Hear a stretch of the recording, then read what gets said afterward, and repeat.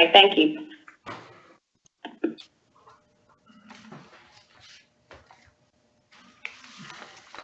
Have a good meeting. Thank you. Thanks. Okay, I'm gonna call to order the Finance and Audit Committee at 3:39 on October 12th. Sorry for the delay and the audio technical difficulties. But I'm going to read the statement of announcement, and then we'll get started. A meeting notice announcing the date, time, and place of October 12th, 2020 Finance and Audit Committee meeting was distributed October 8th, 2020 to appropriate media and other groups or individuals who have requested notification. The announcement and agenda were posted at the Department of Disabilities and Special Needs Central Administrative Office and on the website. The public has been notified that accommodations such as interpreters, mobility assistance, or other assistance will be provided to individuals with disabilities and special needs if requested in advance. Can I get a motion to adopt the agenda? So moved. Hey, Chris. Miss Blackwood? Yeah. Yeah. We have our CIO in the room, and I accidentally put him real late in the agenda instead of holding him up for the entire thing. Can we possibly move him to number 5 and slide the rest of the agenda items down? Yeah. Where was, I'm sorry, what was the original? 14. Number 14. Number 14. Okay. Sorry. So 14 to number 5? Right after the minutes. Yes, ma'am. Okay, gotcha. All right. Yep, I don't have a problem with that. Can I get a motion to revise the agenda with that change? Ed Miller, so moved. Wait 1 second before we second that. I hope to goodness I don't have to add anything to this agenda, but because it's long enough as it is. But yeah. Do we have any information about the schedule that we were supposed to be doing a couple months ago with PPP regarding the loans that the providers were receiving? Is there any information update on that? I can cover that under the CFO report if you'd like. That's good. All right. Well, then I second the motion to adopt the agenda. Okay, the revised agenda. Okay, all in favor, say aye. Aye. Any opposed? No. Okay, so the agenda is passed with the edit. Okay, so hope everyone's had a chance to review the minutes. We need to approve the August 6th minutes that were revised since our last meeting, and we need to review and approve those minutes today, as well as the September 14th, 2020 meeting minutes as well. So can I get a motion to approve those minutes from August 6th, 2020? Ed Miller, so moved. Okay. Can I get a second? Let me see if there's. Well, there's one revision to the August 6 minutes. I want to make one sentence, if I can. Okay. Yep. September one is fine, but this one's not exactly. Where it talks about what I said, it says, then they should give us the money to fix instead of us borrowing money. It should say that they should give us the money if they want us to fix the problem. They would give us the money, period. And then it should say they would not expect us to borrow money. That's what it should say. It's in one sentence. It should be in two, is what I'm saying, to make it clear that that's what I meant by what I've said. Okay.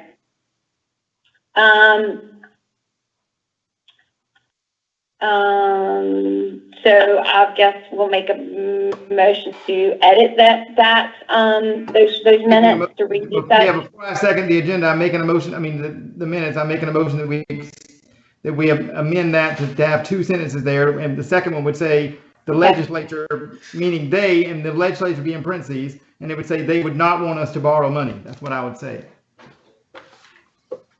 Okay. Chris, do you have that? Yes, ma'am, I Are do. you looking? Okay, so can I get a second that the minutes will be changed to read as, Commissioner Malphus just, detailed for clarity? Ed Miller, So second. moved. Okay, so I got a second from Stephanie, and all in favor say aye. Aye. And no, any opposed? So the agenda will be modified, with, Commissioner Malphus's, specific change, and it will be, and is approved, with that change. Okay, so, and then I think, I would just ask they would send it to me whenever it was approved again one more time. I mean, send it to me as approved. Email it to me after it's approved. I mean, after it's fixed, please. yeah. All right, and I guess I'll go ahead and call out the September 14th meeting minutes. Can I get a motion to adopt those meeting minutes as written? Yeah, they're fine. I'll move that we adopt those. Okay, second. Can I get a second on those meeting minutes? Second. Stephanie Ed Miller. Rawlinson, second. Okay, great. All in favor say aye. Aye. Any opposed? The September 14th meeting minutes are approved as written.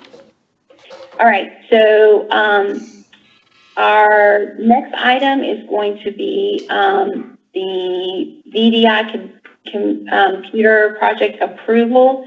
And Chris, you're gonna lead that one, discussion? Yeah, I would like to introduce Michael Mickey, who joined us in April. Michael has got an extensive background in the public sector, working for hospital systems, and brings a lot of cutting-edge knowledge and technology ideas to the forefront of what we're trying to accomplish here at DDSN. We do have a project before us today that I want him to present to you, but I will not ask for a motion at this point after he is presented, because it is part of the capital budget, at which point, you know, we can approve it at that point if you are agreeable with what he's putting before us. He's here physically in the room, and I've sent you the PowerPoint slides. Hopefully you can find that, and if you open it up, it's desktop virtualization is the first page. Do each of you have that? Which email, Chris, was that attached to? It was item 14 on the packet stuff we sent out Friday or Thursday. Keep going back. He's way back in the thing, and we'll move them up. Next one, that's it. Did you find it? Yeah. It had 14. It was all the attachments in the email I sent Friday or Thursday. I remember seeing it, I just, All right, hold on. I did see it. I did see it. I looked at it. I don't have it up right now, but I did see it. It's too complicated to get it up right now. I don't know. I'm sending it to you right now, but it was sent Friday afternoon. okay. Which is October what? Ms. Rawlinson, Friday. you're driving, right? So are you able to see this if I send it? I have it. You sent it to me. You talking about the video PowerPoint? Yes, ma'am. I have it. I'm pulled off. I'm looking at it. All right. Check your email. I just sent it to you, Mr. Malperson, Okay. Blackwood. Okay.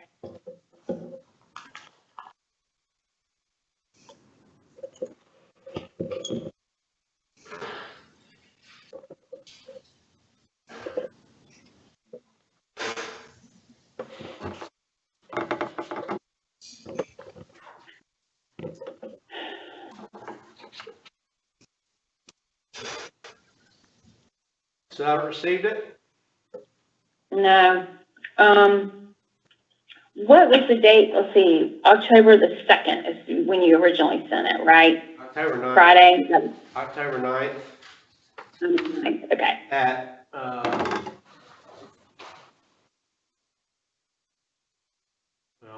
how to tell the actual time, it just gives me the date. This past Friday. There's 12:02 is when it came. I'm trying to go through all these emails that I got, all this different stuff. Okay,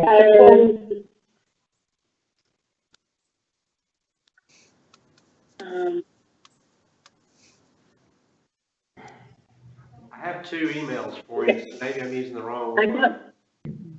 got the explanation email, but It doesn't matter.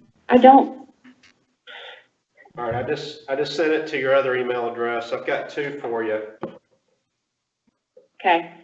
I'll probably need to delete the other one. Sorry, y'all.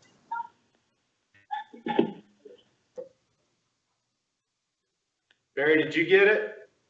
Yeah, I got it. I looked at it yesterday and the day before, but I can't pull it up. I mean, I'm not really good with pulling it up now. I just tried, but it didn't work very good. So I'm not going to try to pull it up, but I did get it. Okay, so I got it. I see it. Okay. Okay, go ahead. Sorry about that. All right, so Mike, we'll let Mike get started then. All right. Again, my name is Michael Mickey. I'm the Chief Information Officer here at the agency. As Chris mentioned, we work closely with the security team here at the agency. I come from a long line of healthcare environments that have some of the similar challenges that this agency have as it pertains to managing your computer infrastructure and your security. Most organizations and most agencies are looking at a technology which is called virtual desktop infrastructure. And what it does is to pacify the security needs, to managing your desktop environment. They're taking the desktop away from the end user and logically putting it in the data center. So the end user would simply get what looks like a monitor, but that desktop will be actually running in the data center on servers and hardware. What that does is that provides us the ability to remove critical data from endpoints. Additionally, it gives the users the same look and feel every time they log in. What I'm going to do today is I'm going to talk through what is VDI, some of the benefits of VDI, the benefits to our workforce, benefits affecting savings, resource reallocation and savings, and the benefits affecting the desktop environment. I won't take much of your time, but I'll jump right in. Currently, we have about 700 computers that we manage with about 7 or 8 employees that run around the state fixing computers. And what goes along with that is their inability to ensure that the end user is not doing things to the desktop that will slow it down or stop it from working. One of the challenges that we have is keeping things uniform within our desktop environment. And there's an intrinsic challenge with doing that with the sheer number of computers that we have. What we want to accomplish with VDI is to bring back some central control into that environment, making sure that we can upgrade all PCs on timely, upgrade the applications associated with those PCs, deploy security patches. Let's say if we wanted to update Office, we have to go out and touch every computer. I mean, that's a nightmare if you can really conceptualize that process. With VDI, it gives us a single image that we would actually have running on servers in the data center. And if there's a change, a regulatory change, an application change, we would simply access that image and put that change on it, redeploy it to the end users. They would get a pop-up saying, hey, restart your computer, IT has to change. They would log off, log back on, they would have that change. So if you can think through that, traditionally that would take us probably about a week and a half, 2 weeks to roll something like that out. With VDI, it gives us that instant ability to take care of needs. Benefits to the workforce, security and backup. Right now, we try not to put a lot of data on our desktop. We use what they call OneDrive, which is where we store information, but it's not foolproof. People like Chris can actually take stuff and slide to his desktop. If he's savvy enough, he can slide it onto his C drive and things like that. We want to remove that potential from our environment. Have everything stored in the data center gives us tremendous peace of mind, knowing that it's not on some laptop that Susie is bringing home. right? And she loses the laptop, right? We want to remove that threat or that potential. And VDI gives us just that ability by housing the master image in the data center. Increased productivity, as I mentioned. If you guys use computers a lot, you know over time they get slower, right? You can run virus protection, ransomware, and things like that. They get slower. With VDI, every time a user logs on and logs off, they use the same brand new desktop image. So they'll get the same user experience day one that they would get in day 500. The same speed, the same security, and the application health as well with VDI. The user experience, we want to uniformly produce a uniform experience for the user. I want a user that can go from using a computer here or using a computer at one of the regional centers and have the same experience. Right now, it's your mileage may vary. She may be able to find the application that she needs on that computer, or he may not. So in conjunction with that, when they go home remotely, if we have a back office user who goes home remotely, we want them to have the same experience that they would have at home. So this technology also gives us a web interface where anywhere in the world, I can get access to a DDSN computer securely and have the same look and feel as if I'm in the office. One of the challenges we had with COVID is being able to produce laptops and training everybody how to use VPN. The IT department did a really good job of doing that, but this technology helps us moving forward, just in case there's a COVID-20, God forbid. But we can deploy remote access and people to get back to our organization securely from anywhere in the world. Resource allocation and savings. There is a tremendous amount of savings that we're looking at when we deploy technology like this. Currently, we pay close to about $1,400–1,500 per device, per computer. With VDI, they'll get a 21 to 24 inch, it looks like a monitor. That device has no moving parts, no hard drives, no memory. It talks directly to the data center.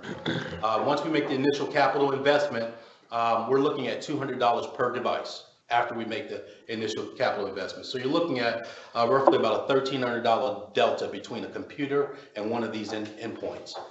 That's after the initial capital investment. In addition to that, our staff predominantly spends about 80% of their time fixing computers, chasing power supplies and viruses, ransomware, upgrading applications on their computer. With VDI, we can take those same resources, people like Mark, who works on computers, and other folks in the IT department, and they can focus on some of the things that we haven't been focusing on in the past, now that we have this technology. There's a lot of things that we can catch up on. For instance, our audio-visual technology. Chris spent about 15 minutes trying to work 2 different phones. I mean, those are things that we need to be focusing on to ensure that we have successful meetings like this. I mean, there's a myriad of things that Chris and I have been talking about that we're challenged with right now because of our overhead of our desktop environment.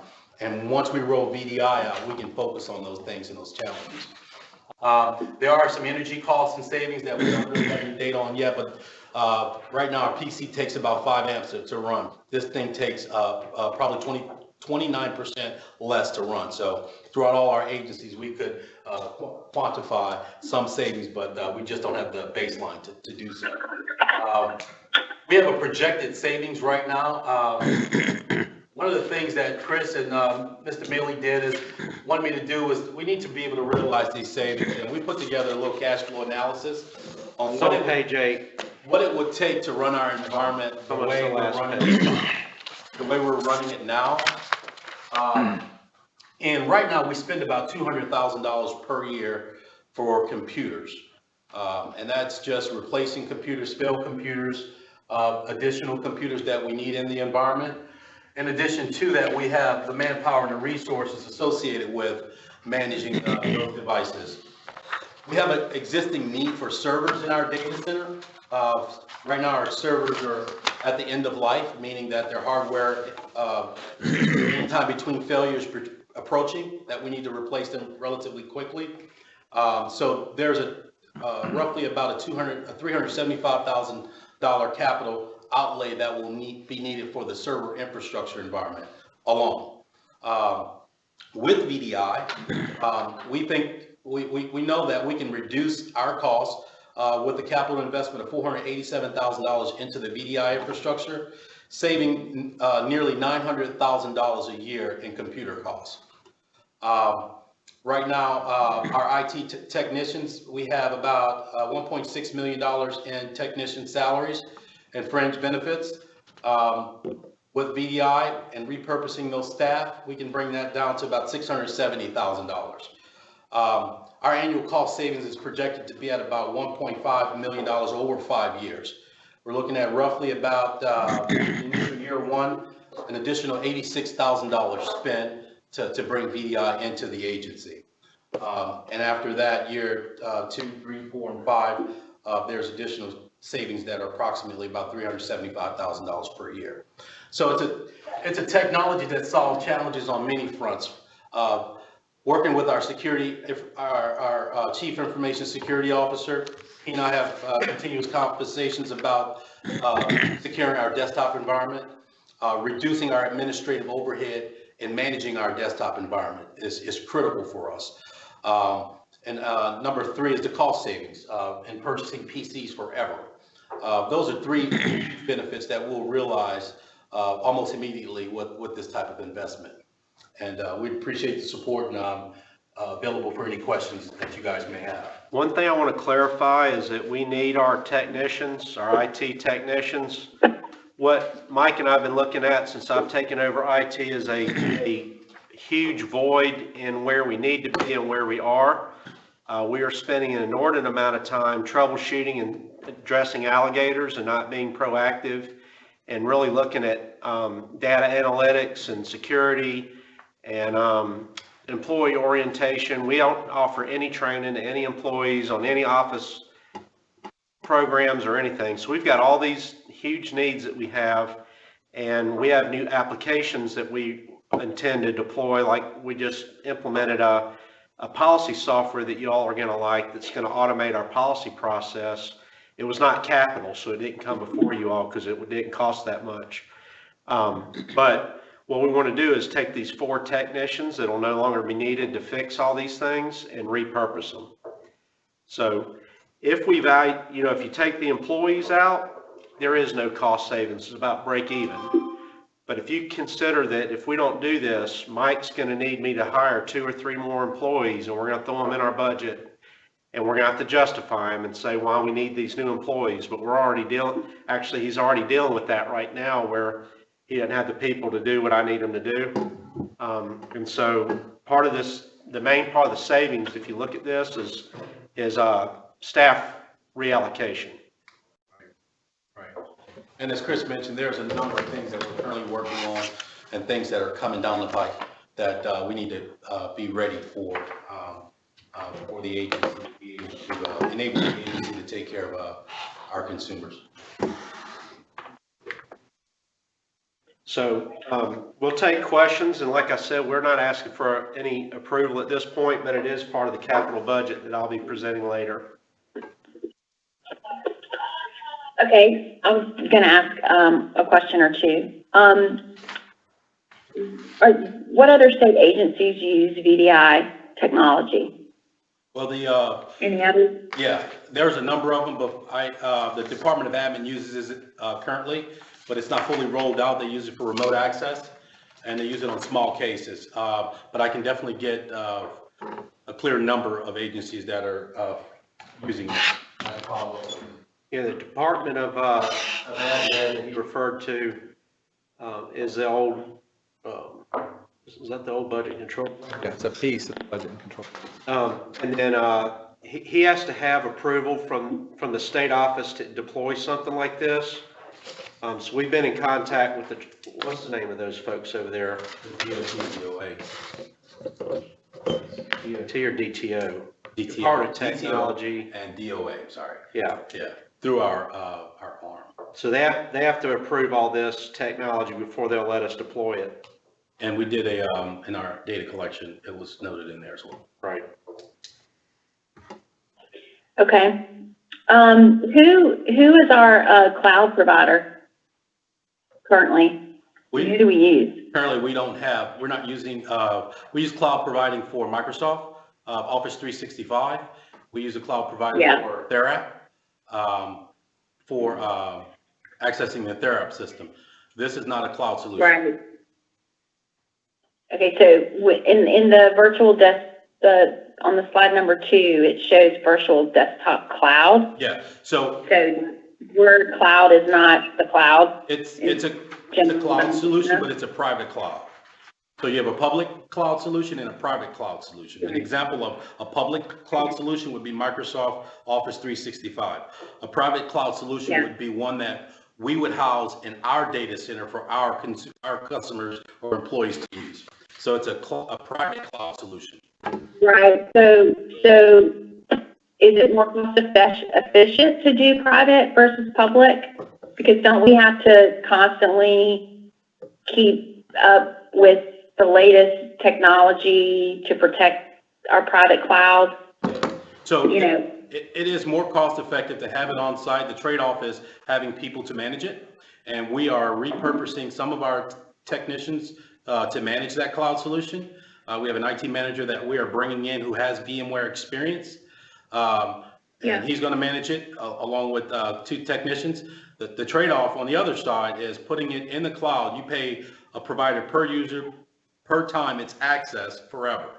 So it's a hefty spend for a public cloud solution versus a private cloud solution. So the capital outlay on a private cloud solution offsets putting it in the public cloud.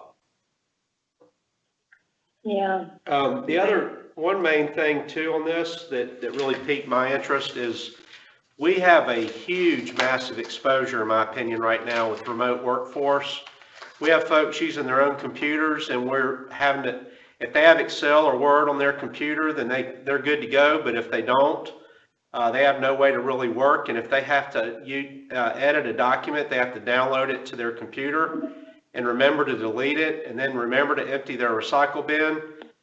With this situation, we never have data leave our servers.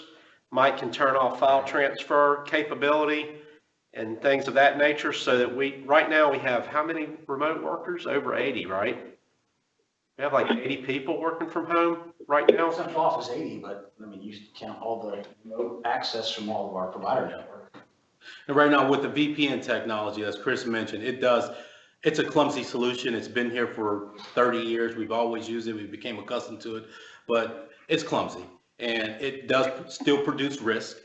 True story. At one of my previous lives, we had an employee using VPN that had an Excel spreadsheet that she printed at her house, and she put the printout on top of her bookcase where her son cleaned up her office, and that printout had 1 million patient records that she had printed in an Excel spreadsheet. Well, it was found in a landfill 3 weeks later. That hospital was sued because that information was found in the landfill. One of the things that we're doing is we see that as a challenge, and we're trying to proactively, I'm not trying to use a scare tactic here, but this technology closes the loop on some of that stuff from happening by giving us web-enabled technology for users to do what they've been doing, but in a secure manner. Can you, one more thing real quick, can you speak to your past experience implementing this? Sure. Can you just real quickly? State of Louisiana, there's an organization called Lafayette General Health that runs now about 15 hospitals. They just consolidated with Ochsner Health. We rolled out 20,000 endpoints in the state of Louisiana during a period when we were acquiring hospitals faster than we wanted to. But this technology gave us the ability to perform some of those acquisitions timely. In South Florida at Baptist and Bethesda Health, we rolled out over 15,000 endpoints to about 20 hospitals on Florida's East Coast. That helped in the acquisition phases of that organization's strategic plan. But it gave us the ability to move forward with inaugurating our clinical HIS system into these hospitals a lot quicker because it was already running in our data centers. So it gives us that leverage that we need to quickly deploy, but also secure the environment. And that's why VDI was chosen at these 2 organizations. And I think it has the benefits here at the agency, but on a smaller scale, that can provide some of the same value. All right. May I ask a question, Mary? May I ask a question? Yes, ma'am. Yes. I was just kind of curious as to, you know, I personally like my desktop. So I'm just wondering, for the user, it's just going to be, it's still going to be my monitor, my keyboard. It's like it's my desktop, but it's kind of like the guts of the machine are gone, that you're managing the hard drive and everything else in our classes, right? In our data center, yes, ma'am. Okay. So that basically means that when you have to fix something, you don't have to physically go out to the machines and all. That's right. So our plan of, that is correct. What's huge with that is our 5 regional centers, we have to send techs there now to take care of stuff or rely on people on site, whereas we can fix that sitting right here in the future if we do that. Okay.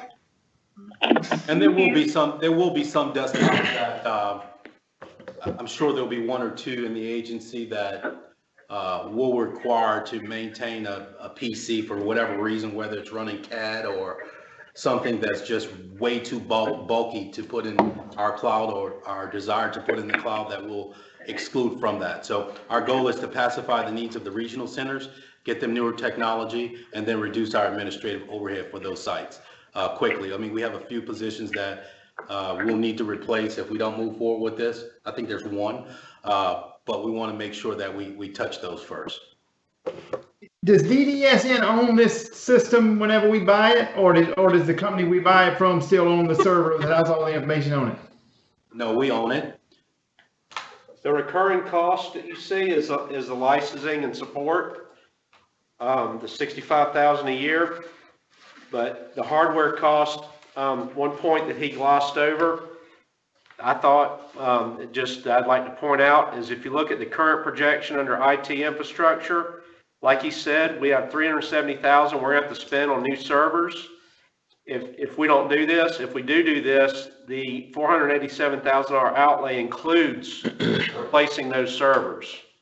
So we have 30 servers that are residing on hardware right now that needs to be replaced. That's aside from VDI. So if we did nothing today, those servers need to be replaced. What this proposal does is it incorporates VDI and also takes care of the server needs as well. And this is Ed Miller. It's centralized, it's controlled, it's gated, meaning backflow protection. You got the security, it's user-friendly, and you don't have to worry about your computer slowing down, and even if you're at home and you're at a back office, and we won't have too much issues dealing with the CAD cell because that's mostly architects and engineers. So to me, it's an excellent system to employ at DDSN. Did we get any other prices or systems from anybody else that's similar to this one? Well, this is directly from the state contract. We use a partner from the state contract, and these prices come from the state contract.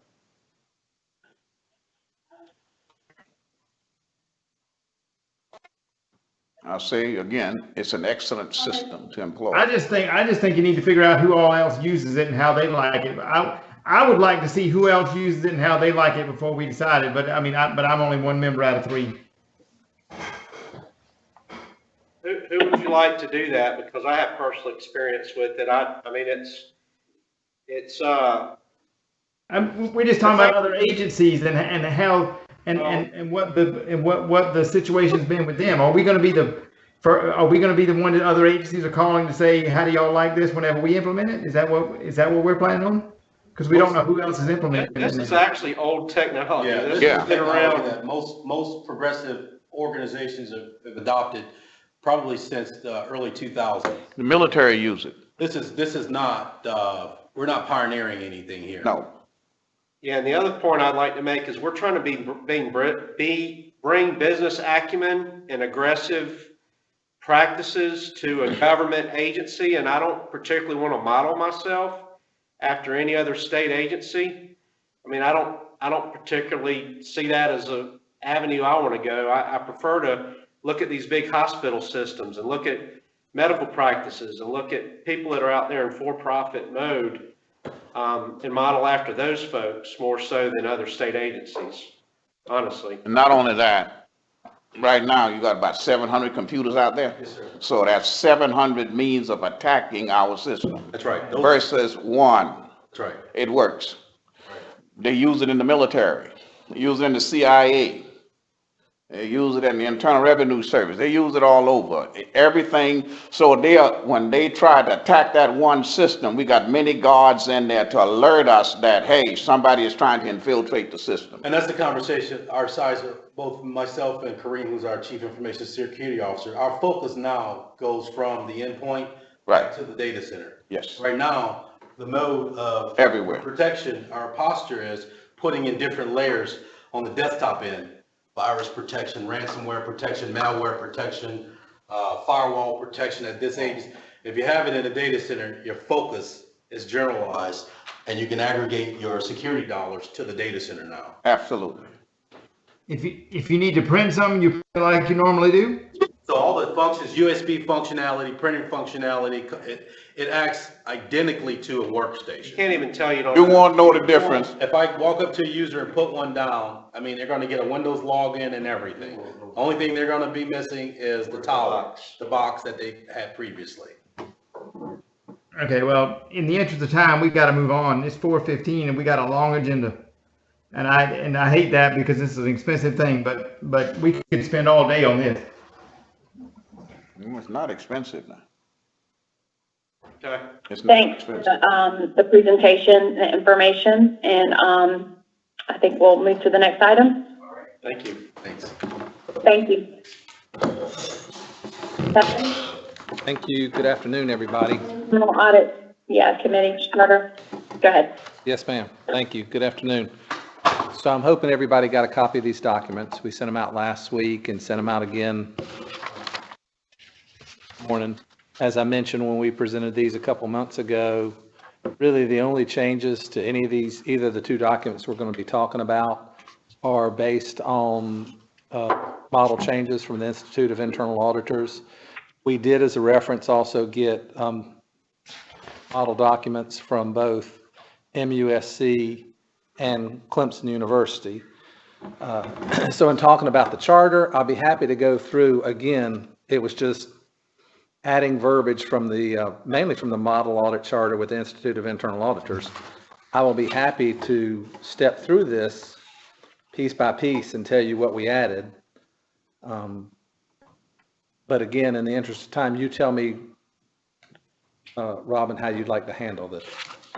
Yeah, You just- so I've spent some time looking, pretty intensively at these charters, talking with you, trying to get, updated on this so that I could, understand what we're being asked to do here. And I don't have any questions for today regarding the charter. I'm assuming that we'll,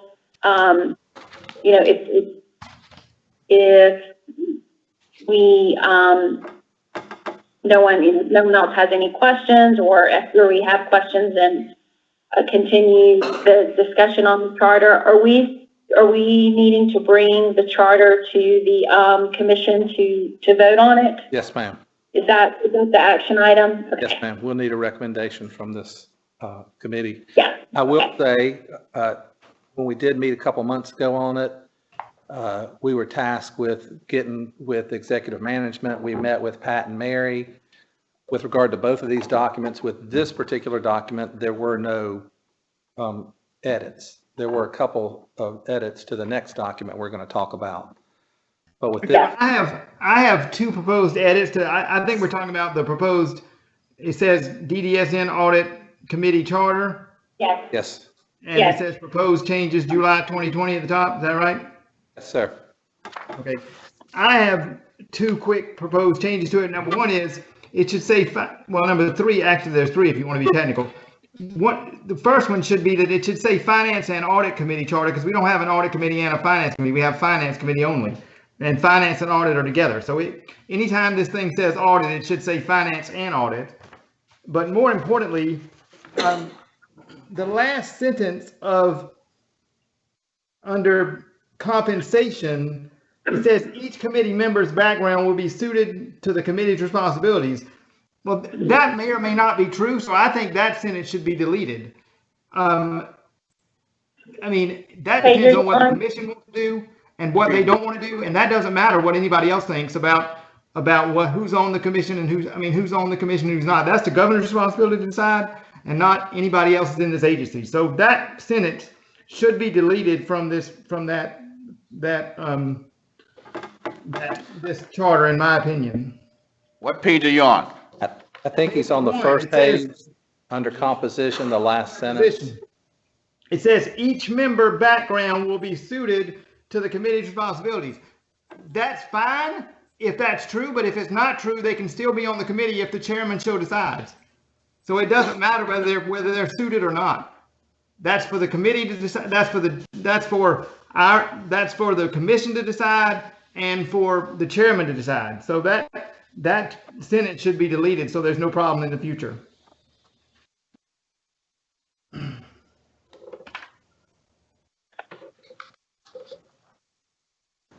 I agree with You have Mr. an issue with Alvarez. that? I was going to say, yeah, if you're asking me, I don't have any heartburn over that.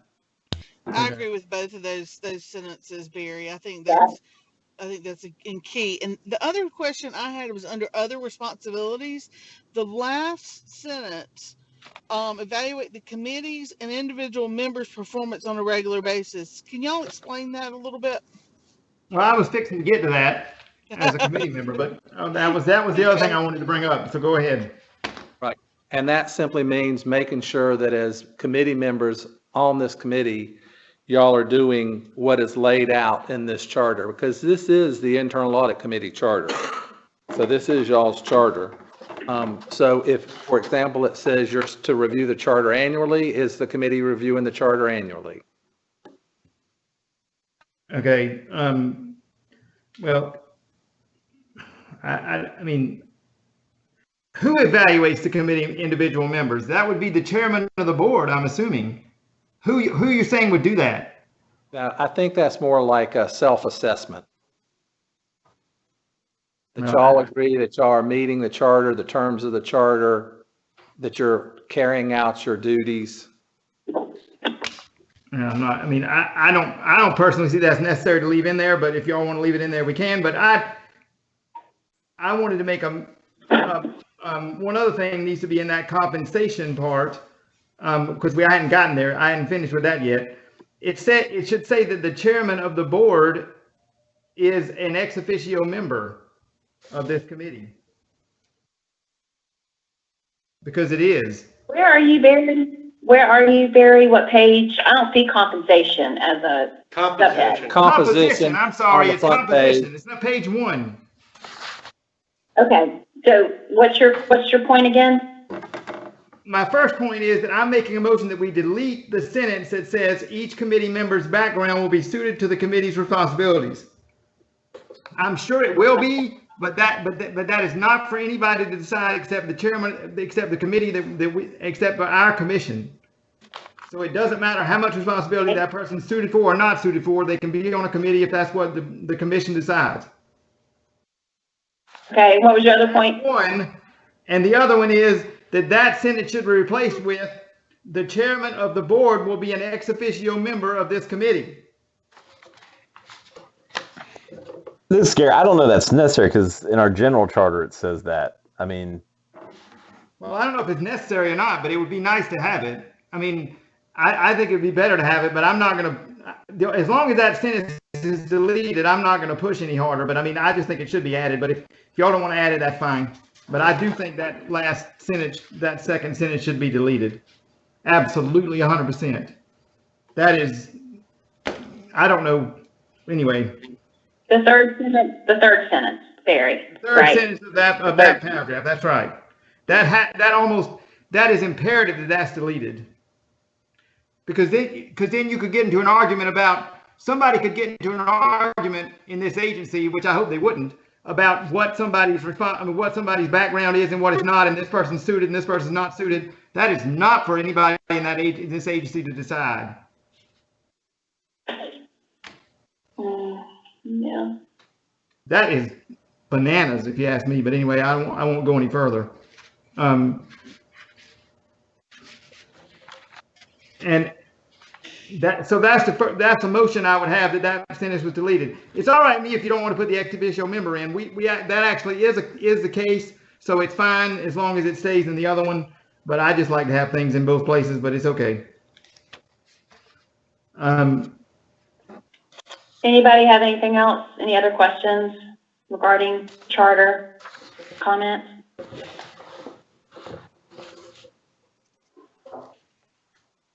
I'll second Commissioner Malphus's motion. Okay. Okay, Well, all in favor actually, of, it needs to be Mr. Rollins if he can, because technically, as much as I like Stephanie, she's technically not a member of our finance committee. So we really need to be either you, Robin, or Ed to do it, one of the two. right, okay. Sorry, I don't mean to be technical, but that's true. That's fine. Thank you for the reminder. So I'll second that. Okay. And all in favor of striking sentence Wait a 3? second, before we vote on that, are we going to leave the last sentence of evaluate the committee and the individual members' performance on a regular basis? Because it doesn't say who's going to do that. Okay, so you are on page 4? Page 3. Okay, and you're in which sentence is it again? Under other responsibilities, is that what you said? Yeah, under other responsibilities, the last sentence. It should either clarify who's going to do that, or it should be taken out, one of the two.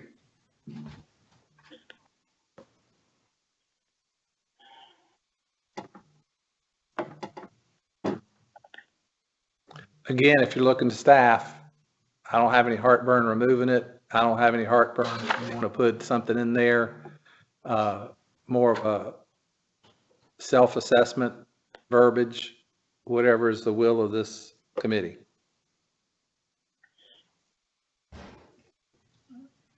And Barry, your problem with this sentence is what? Is that it doesn't say who's going to evaluate it. If you're going to put this in there, it should be out. But if you're going to put it in there at all, you have to say who's going to evaluate the performance of the committee.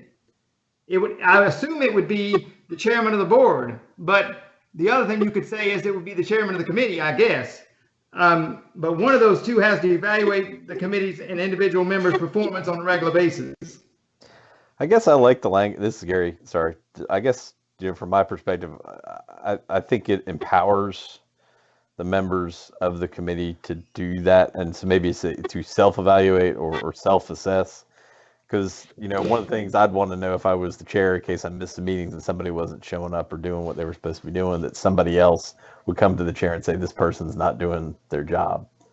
So I guess from the chair, sitting in the chair's standpoint, it's sort of does it empower the people on the committee to do that, essentially? Again, I'm sort of like, I'll be with Kevin. I'm not going to have a huge amount of heartburn, but I can also see where something in there can provide that empowerment. And Ed Miller, I don't think we want to get too deep into the weeds. Okay, so we don't want to say who's going to evaluate. We're not saying anybody's going to evaluate it then. We're just going to leave it like it is. I'm just asking. I mean, I am comfortable with to add to self-evaluate to this sentence, basically. That's in line with the chair. The adequacy of the internal audit committee charter annually, requesting commission approval for proposed changes, and ensure appropriate disclosure as may be required by law or regulation. That would be in line with the chair. Right. And I think, Robin, that was bullet number 3. And I think Commissioner Malphus is talking about bullet number 5 there. Yeah, I'm talking about 5. I'm talking about the last under one. Which one? The very last bullet. Okay. The very last bullet. Evaluate the committee's and individual members' performance on a regular basis.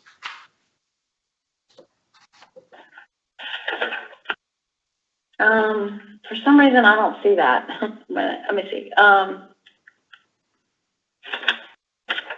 So it's on, so you're looking at the chart. You just You're can't look- technically vote, but I mean, you actually mentioned that too.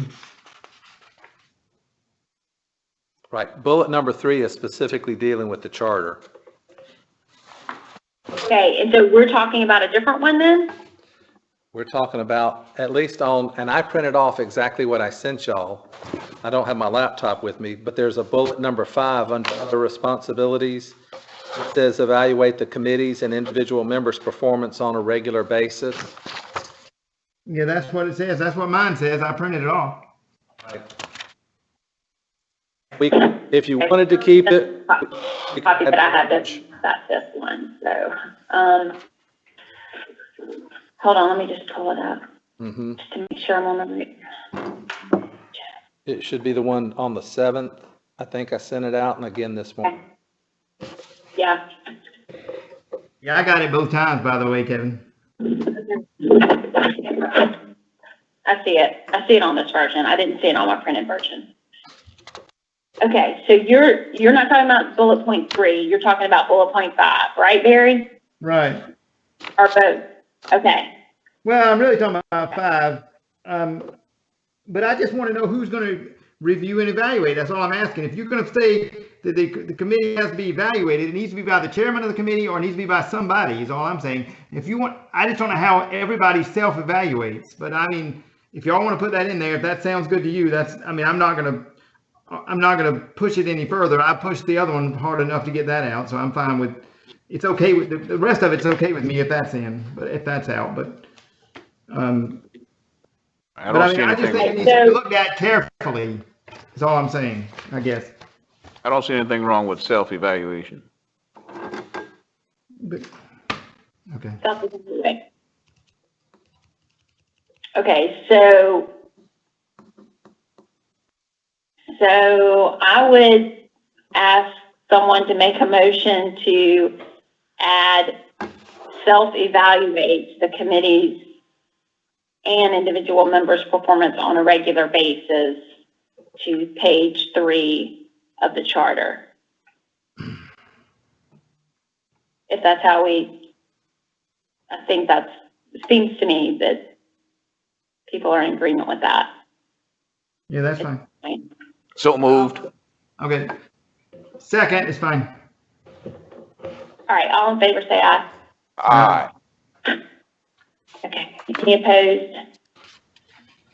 Okay.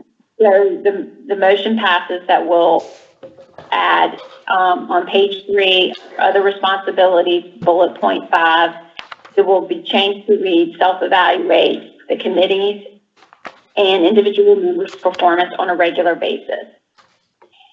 We also had a motion earlier to change the remove Bless you.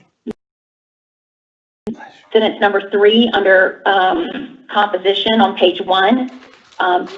Sentence that reads, each committee member's background will be suited to the committee's responsibilities. So can I get a motion? I think we had a motion earlier, but we moved to the other thing before I think we approved it. So a motion to remove that sentence from page 1 under composition. All right, well, Barry made that motion to do that. Okay, so did we get a second? And I think, Robin, you seconded it, I think, Okay, but I don't know. so all in favor of that, Aye. say aye. Okay, any opposed? No, okay.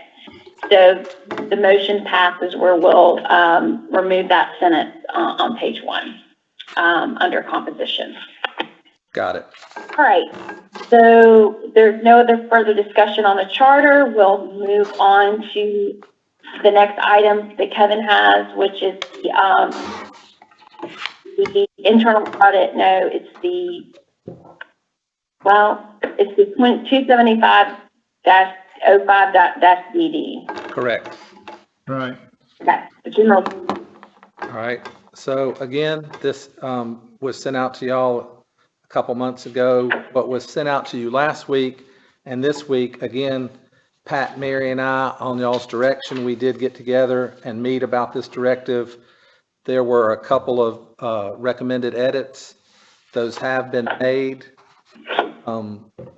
Both of those are on page number 2 under authority. And I do want to make sure you're all right with this, Robin, as the existing Okay.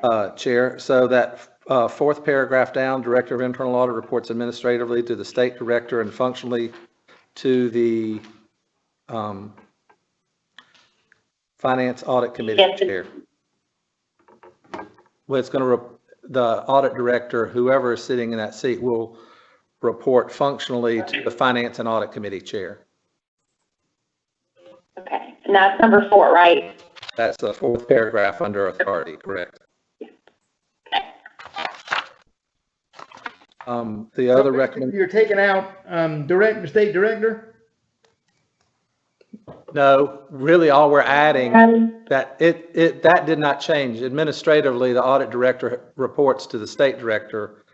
Functionally, it used to say to the DDSN commission. I think Pat's thought process was, and feel free to jump in here, Pat, that, when you have 7 people, you maybe have 7 opinions, and this centralizes it with one person. Well, I don't have any problem with it. I'm just saying, I thought you said you were changing something from what it reads right now. Yeah, right now it reads Finance and Audit Committee of the DDSN Commission, and he's changed it to Finance and Audit Committee Chair of the DDSN Commission. That's what was changed. So he's Okay, well, that's fine. I have no moving it problem. from an entire committee to just the chair. So, I'm fine with that. okay. The second change was in that next paragraph, paragraph number 5. And that was added, submitting the annual audit plan to review to the state director with final review by the Finance Audit Committee. So it will come to the state director for their review and then Yeah. input, et cetera, and then for final review to the Finance Audit Committee.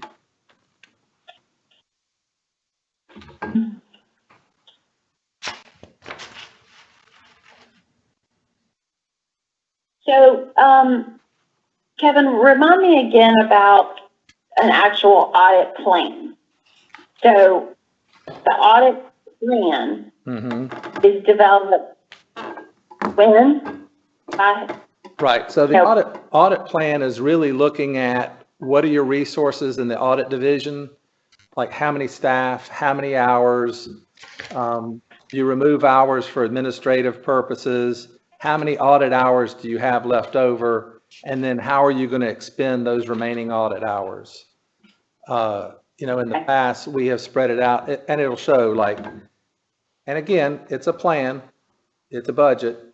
It's not this is our audit written in stone, because you never know what's going to happen, say COVID, for example. So it is a plan on how those audit hours are going to be allocated for the year and resources in terms of maybe X amount of hours of DDSN audits, again, based on a risk assessment, X amount of hours in the provider network, X amount of training hours, X amount of technical assistance hours. We also have some coordination hours built into our audit plan where we're working with SLED or Medicaid Fraud Control Unit or the Ombudsman's Office. So it's simply put, it's how your audit hours are going to be allocated. And when is that plan submitted? Every year? Well, typically, we try to do it in August or September, but we were trying to get these documents approved, so that'll be the next step. I've already drafted one up that I'll be getting to y'all. Okay, so that plan, when it's ready, will come to this committee. Just trying to think through an actual example of what we're reading, what we're writing in this directive. Right. It will be submitted to the state director first, and then you'll give it to us to I guess approve or review. Should it be approved or should it say review? Or who approves it? Right. Did we already? Is that anywhere in here about approval? In the past, it honestly has been presented to the audit committee for review purposes. And of course, if y'all have any input into it, that's going to be taken into the process, and, you know, we'll work that in. Yeah. It has not been an action item in the past, but I have no problem doing that. Does anyone feel strongly about approving a plan or just reviewing it and providing input? That's such a big thing, it seems to me, about how many hours the audit committee is going to spend on each thing. I think that should be approved by the finance committee and then brought to the full commission. What does somebody think about that? Yeah, well, I mean, based on our last commission meeting and the fact that Kevin added to as a standing item for commission meetings going forward, it seems to me that this would be a pretty important issue for the commission to be aware of and vote on. Yeah, I think so too. The plan, the annual plan. I agree. I think it should be the whole commission. I think it should be brought to the finance committee and then approved, like all of the policies. It should be brought up before the finance committee, before the committee that is relevant to, and then they should pass it on to the commission. And they should make whatever changes they want, and then they should pass it on the commission for final approval. Agree. That's my opinion, but and I'll make a motion to do that if we can.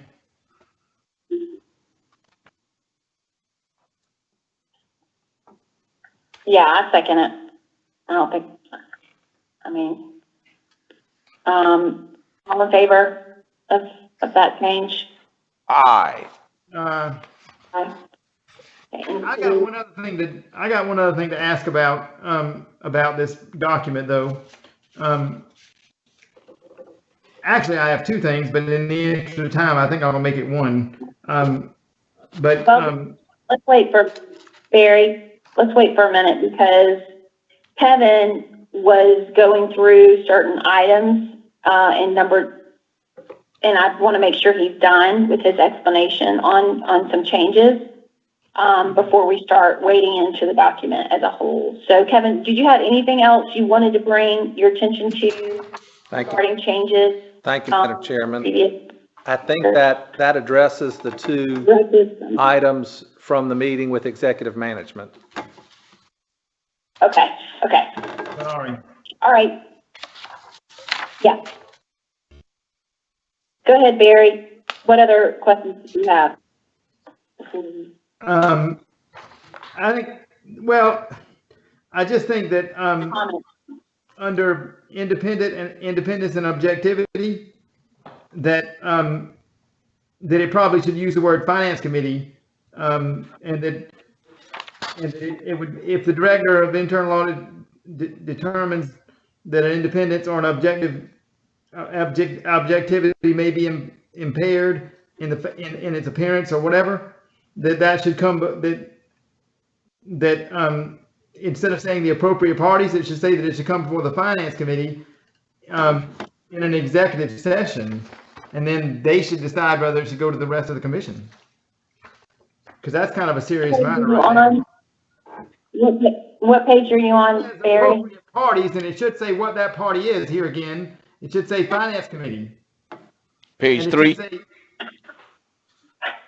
Page 3. Say in an executive session. Last Because sentence. that's a serious matter. Paragraph.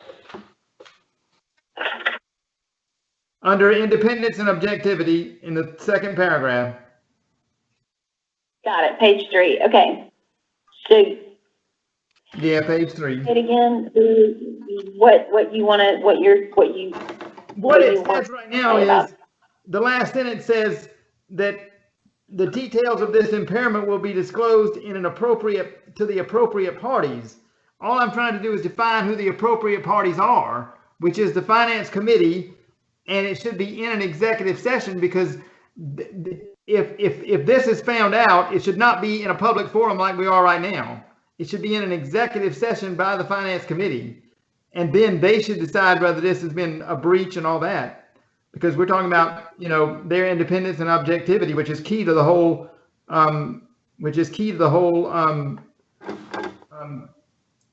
his whole department, in my opinion, to Kevin's whole department. So I'm just thinking it needs to be clarified as to what the appropriate parties are, and it should be in an executive session instead of this open session like we're in now. I'm not even 100% sure what we're discussing now should be an open session, because it is a contract matter between us and the and our internal audit director. But to me, it's a contract matter, but I'm not going to go any further with that. But anyway, I think that should say the finance committee, and it should be say in an executive session is what should be added there, in my opinion, but that's just me.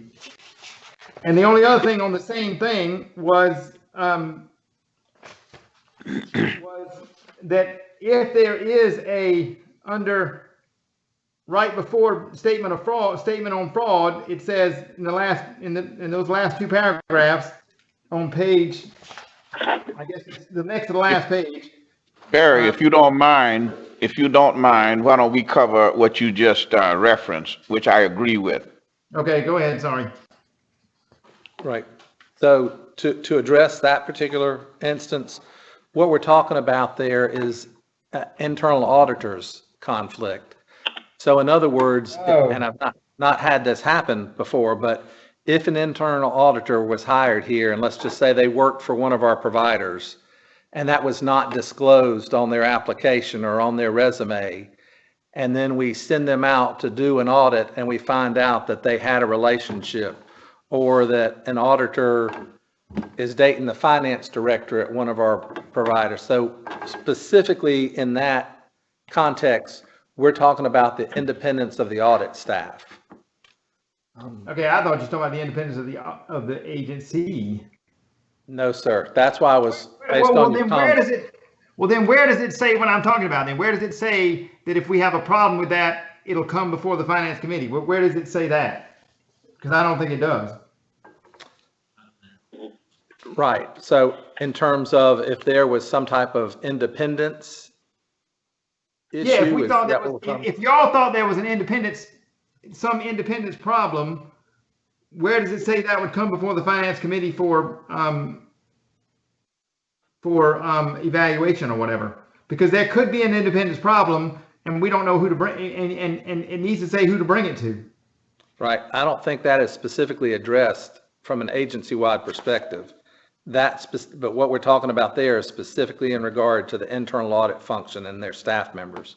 I will tell you, every staff member annually in internal audit is required to sign a confidentiality statement, a conflict of interest statements, to give them the opportunity to disclose any of that. And then they also have to sign compliance with the Institute of Internal Auditor ethics, and that's done annually for every member in the division. I think where Barry is at is, let's say that you didn't come to a conclusion. I'm just using that as an example. Then where does it go to for final disposition? So the final disposition would be the Audit and Finance Committee, and then we can determine from there where to take it. That's right. That's exactly what I'm getting to. Thank you, sir. I just think that needs to be added. I don't see anything wrong with that. I would just make a motion that was added to somewhere in here. Maybe that's not the right place, but I think it would be, but maybe it's not. I mean, I'm not as good with words as I am with figuring out what I think is wrong with words, but I'm not as good with wording things I'm not as articulate as I'd like to be. And so that's why these things end up with a problem, because I don't know how to tell you to put it in there, but I think it should be. The only reason why I'm saying it is basically it probably will cut down on somebody writing an official complaint. If we can get it resolved in-house, at least we gave it one more opportunity to do so. rather than just cut it right there. See, There you that's go. not I a- agree with you. That's what I'm trying to get to in that regard. It'll be an in-house commission thing if it becomes necessary. It's like an emergency brakes on an automobile. It's there. We may not ever use it, but it's there. Right, it's there, Well, exactly. I'm not a voting member on this commission. This is Commissioner Rawlinson. I agree with everything that Ed and Barry have just said. I think that's key to identifying the independence of this audit. Correct. And Stephanie, I'm sorry, I didn't mean to give you the wrong impression. You can certainly give your opinion anytime. It's just technically you cannot vote That's because right, you're I not know. on the committee. Yeah, I know. But believe me, I didn't mean that any kind of negative way at all. I promise. No. I know. I'm just saying, That's no technically problem. speaking, I didn't want somebody to come back and say, well, this wasn't properly motioned and seconded, so we're going to leave it in. No, but I do agree with what the two of you are saying. Okay, And thank you. what y'all are making perfect sense in what you're saying here. Thank you. It's early on, dude. So, Kevin, should this go in this document, this directive? Or is it I don't see be addressed in another document? I don't see anything wrong with it being added to this document. That's It just might my need to be in two documents, but I think it should be added to this one. Yeah. I don't see anything wrong with that because it keeps things in-house and gives us a final look-see, and it stops the other person from taking unnecessary, it could be what we call unnecessary action or steps that we could resolve in-house. So based on this discussion, then, can I throw this out as possibly a recommendation? Mm-hmm. If we move, Sure. the next section is scope of internal audit activity. Mm-hmm. And it has 5 bullets there. And if we add a 6th bullet, says something along the lines, I'll wordsmith it and I'll make sure I get with you, Robin, and Okay. and other committee members, but something along the lines of, should internal audit find a issue of independence within the agency, then that will be brought forth to the Finance Audit Committee.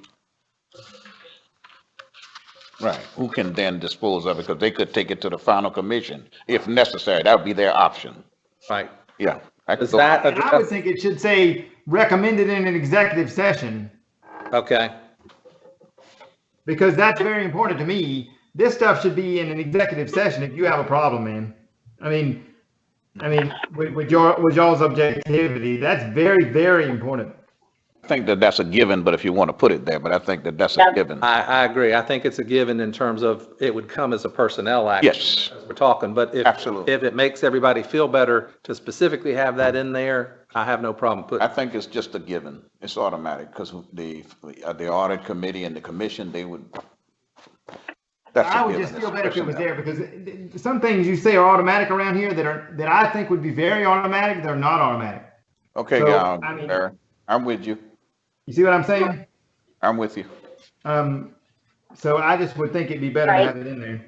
Okay. Actually, I think that probably should be in a lot of different things we have, but we don't have enough of it. But anyway, in my opinion, because I think we're far too open. But anyway, the last thing I was going to bring up is that we can leave this number at whatever y'all want to, but I don't think that right before it gets to statement on frauds, it'd be number, the next to last page of the whole thing. It says, the corrective action plan, if it was not implemented, the provider will receive a financial salutation in the amount of $500.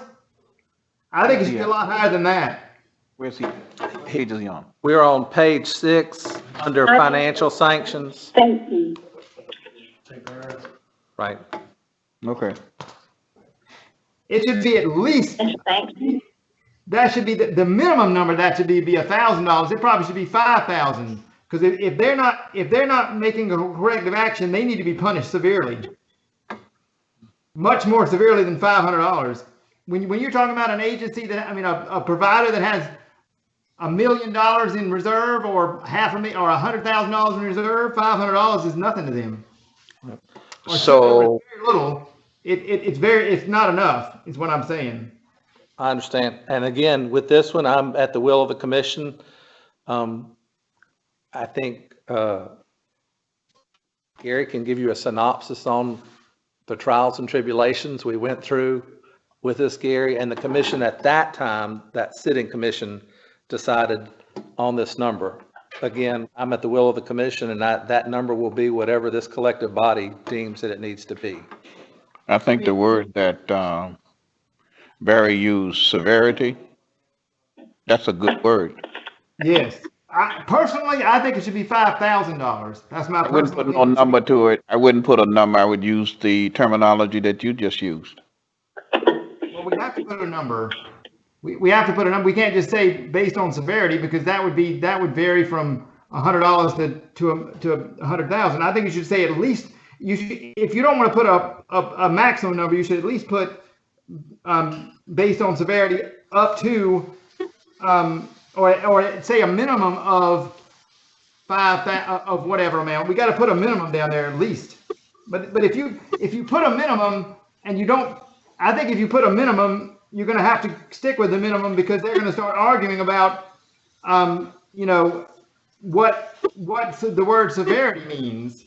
And so I just think I just think that it would be if you don't put one number down there, you're going to end up in a can of worms. But that's something to ask Kevin about more than me.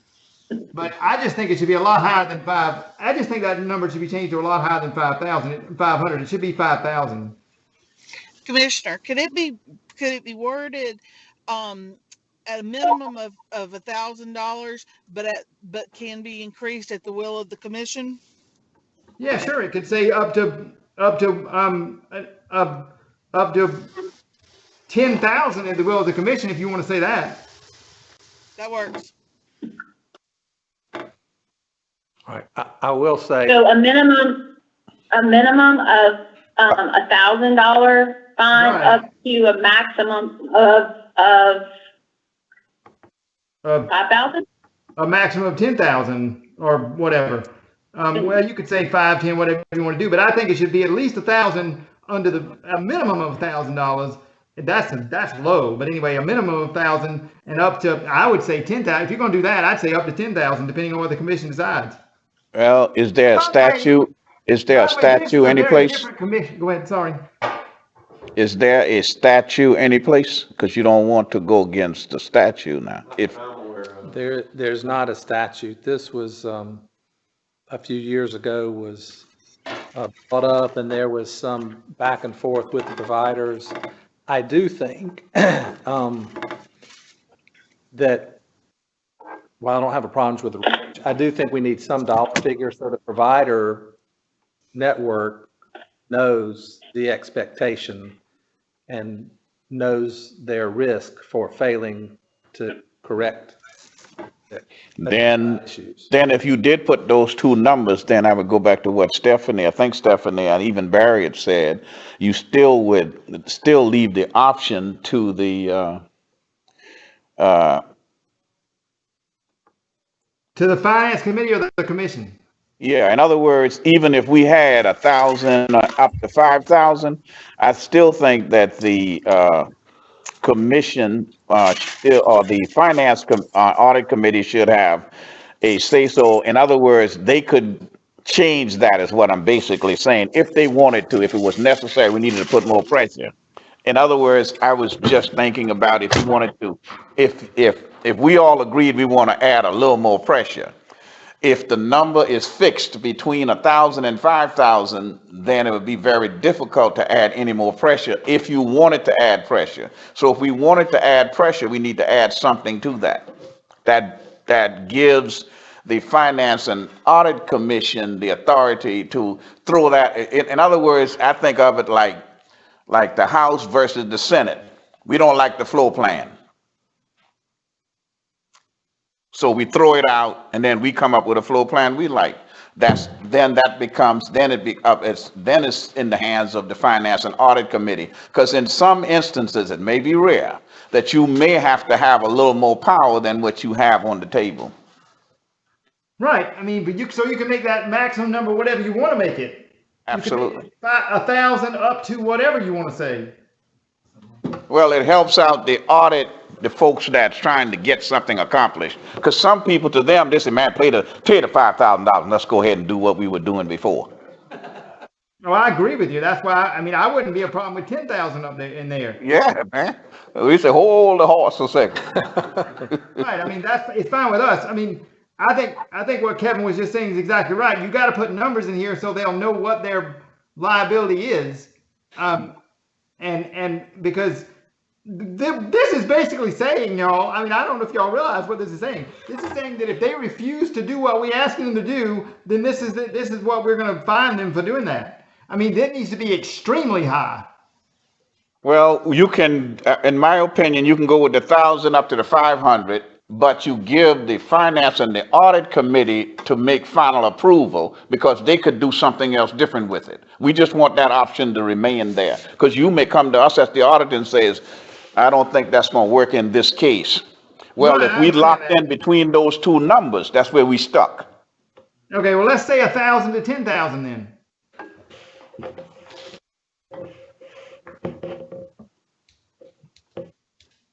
And then we'll just say, and then we'll say it'd be at the discretion of the finance committee. That's all I was adding to it. You could leave it at the 1,000 to 1,000 to 5,000, and then leave it finally up to the discretion of the audit and finance committee. Okay, well, we can do Yeah, 5,000, whatever number you want to use, but let's do 1,000 to something. 5,000 or 10,000? I mean, I could say in general, guys, whenever we've talked with the legislature about this question of fine, they have always wanted us to be extremely conservative on that particular. They are not big fan. They want to have us to have some teeth, but this particular fining sort of scenario, they have expressed in the past to me repeatedly when we've dealt with this sort of issue a few years back that they wanted that to be very, very. They wanted that arrow in our quiver, but they didn't want it to be a big hammer. So I think that influences where the numbers are, and that's the reality of what we're dealing with here. That we do have other enforcement mechanisms we can do, but there has been a decided position of use it with discretion, and to not use it as a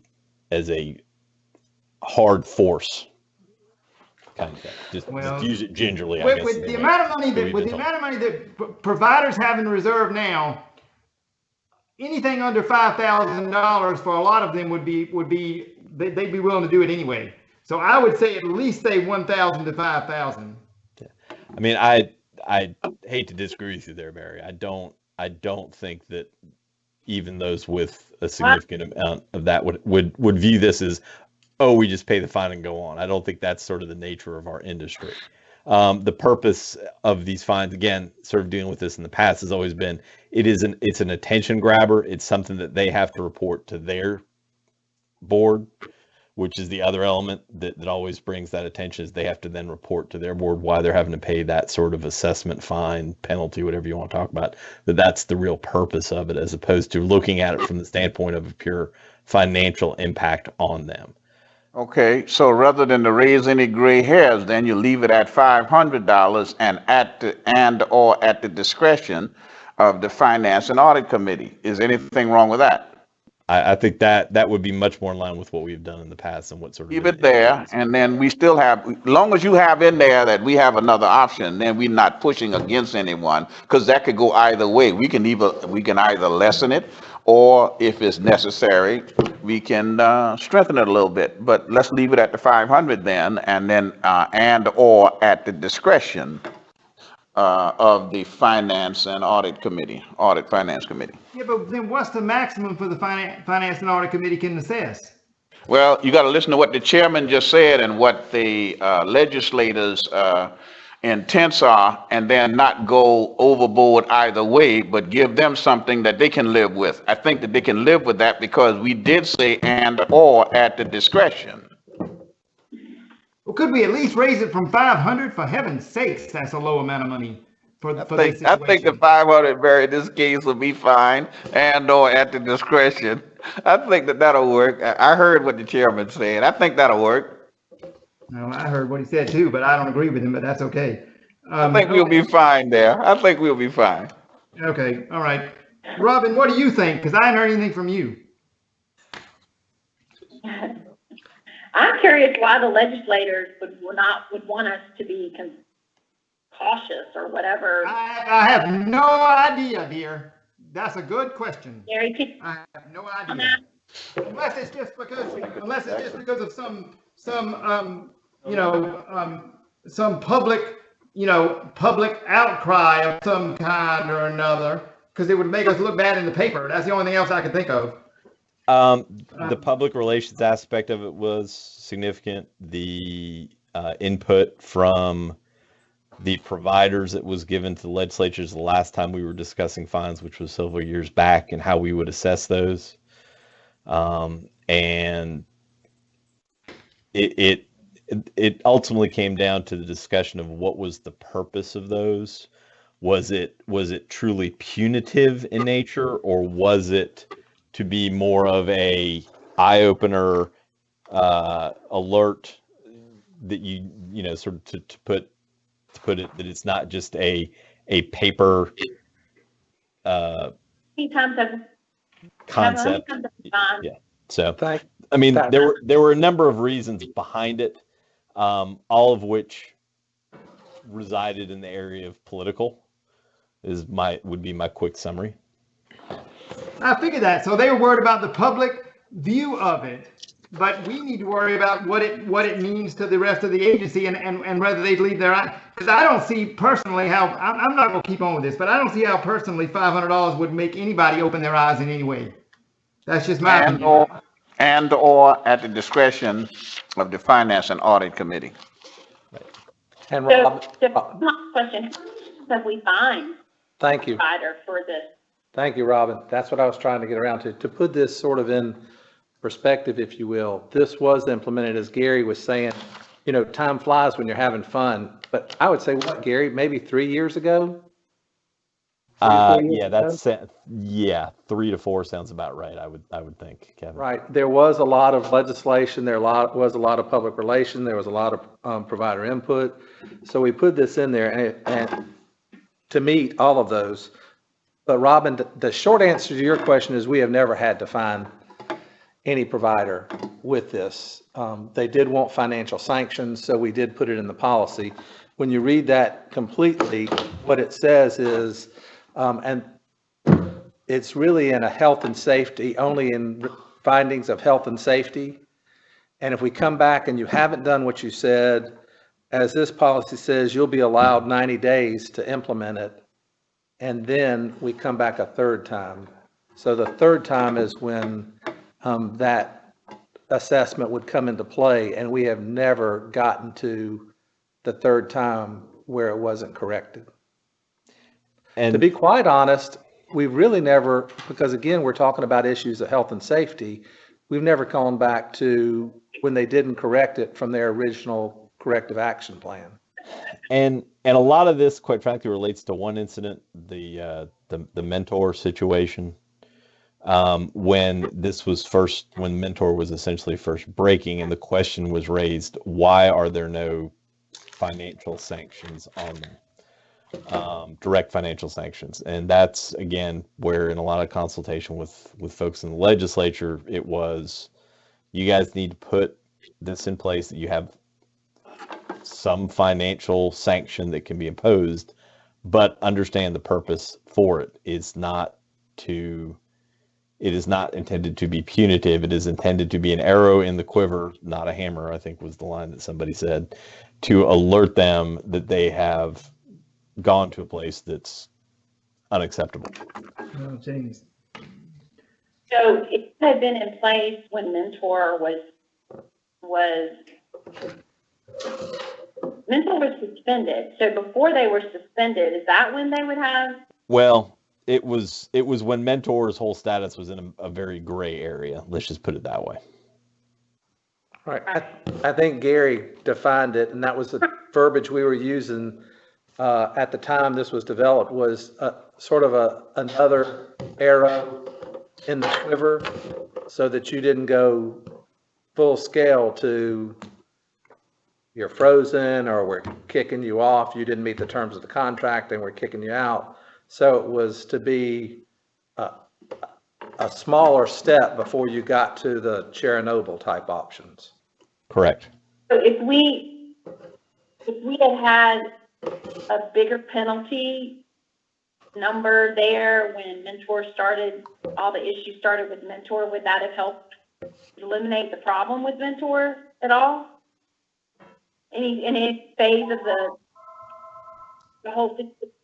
And I'm just trying to think, It certainly could have.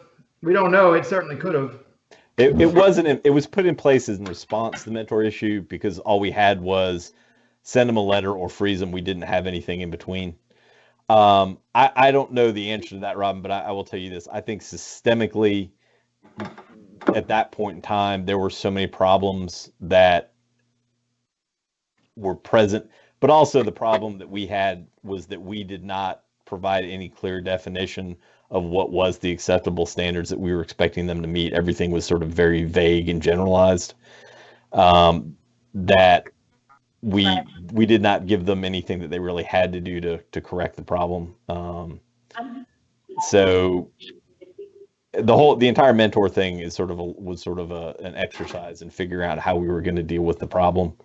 And I think we came out of that much stronger in our ability to deal with that problem. But as we were struggling through the initial phases of that, this was one of the things that was put in place. I don't think the problems that they had were so severe.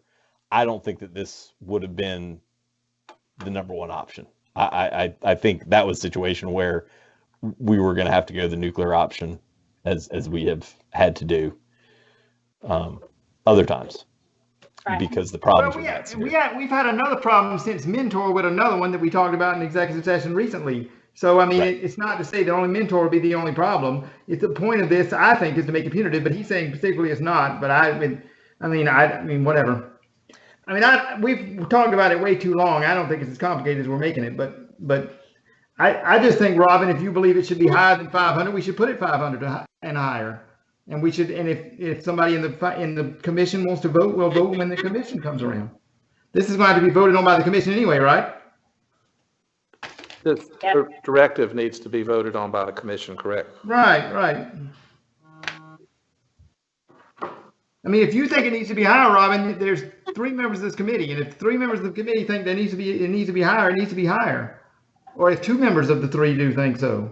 For me to come to that conclusion, I was just trying to use an example of a real example of what number, would have made a difference in the only example that anyone shared today, which was Mentor. So I just am was looking for an example to base my my opinion on, but I don't know that I'm any further closer to coming up with a rational number. So, I mean, I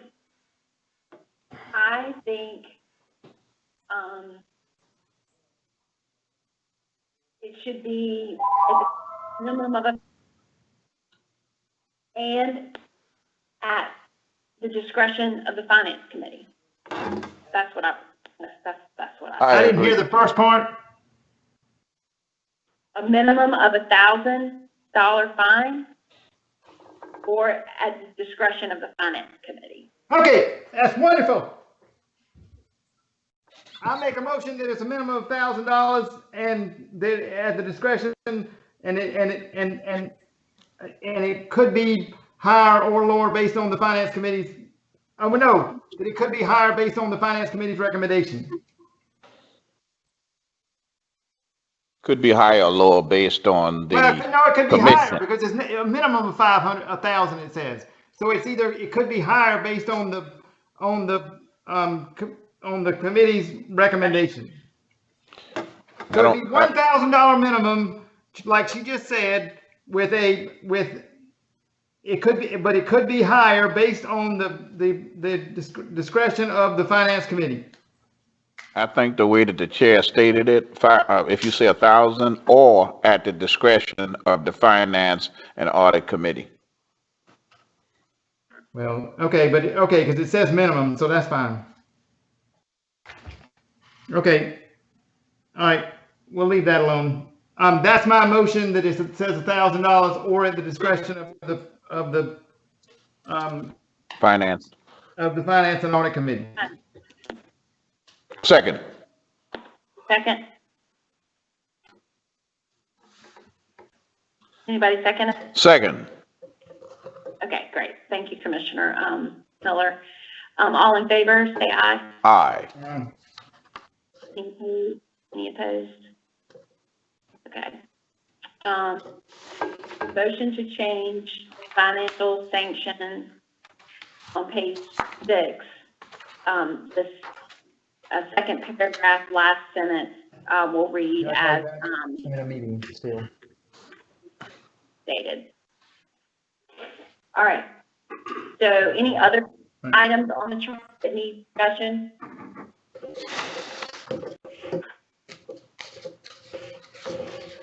Or questions? For Kevin on this, it's the directive, I keep calling it a charter, sorry. Right. The general duties of the DSN Internal Audit Division Directive. Okay, so there's no other questions. We also determined that there was another, Kevin, where we made that change. I think it was under. Right. I believe we were going to add a, under the scope of the internal audit activities, we were going to add a 6th bullet that my short phrase is, should a conflict of interest arise within the agency, within DDSN and agency personnel, this will be brought to the Finance and Audit Committee. And I don't remember if we said we were going to leave in executive session or said that that was implied. Well, I think we said we were going to leave it just because we didn't know what was implied around here. That's what I said. Gotcha. Yes, I remember that conversation now. So I had that one, and then I had the changes we just talked about, $1,000 or the discretion of the Finance Audit. I thought I had somewhere. We did. And then we also had in the, under authority on the 5th paragraph, that the audit plan review to the state director with final review and approval by the finance, review and approval by the Finance Audit Committee with final approval by the DDSN Commission. Right. Okay. So, when all those changes are made, they will be brought to the commission for full vote of the commission. Is that correct? Correct. My plan, assuming the proverbial bus doesn't take me out on the way home or in the morning, I'm going to make these changes. And if it's all right with you, I'm going to send them to the executive committee, to all of y'all in the morning, and make sure that you're okay with the verbiage, and then be brought forth to commission on Thursday for approval. Just highlight them so we can easily spot them. Absolutely. Please, that'd be great. Thank you. Absolutely. All right. So do we need any other motions of anything for this to be brought to the commission for right now? I get, we just need to say that it's approved with the changes, correct? That sounds good right to me. Okay, so someone want to make a motion that when these changes. I move that with the corrections we've made for the last 30 minutes or so, that the document go before the commission for approval. Okay, can I get a second? Second. Okay, all in favor say aye. Aye. So, the BDSN Internal Audit Division Directive will pass with changes to be brought to the commission meeting on Thursday.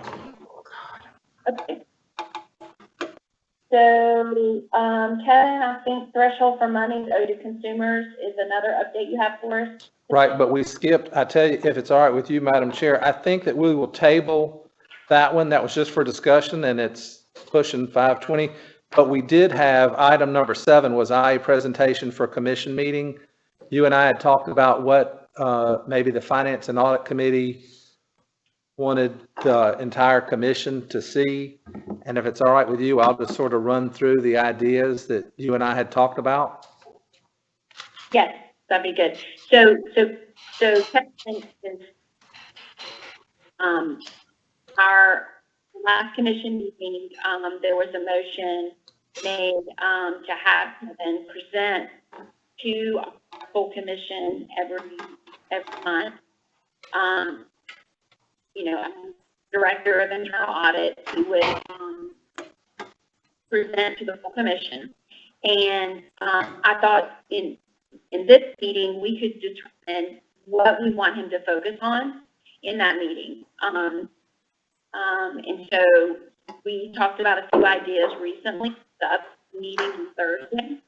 And so that's what Kevin is going to share. And then we can determine what we want him to do for Thursday during his report, to the full commission. Okay, Kevin. Thank you.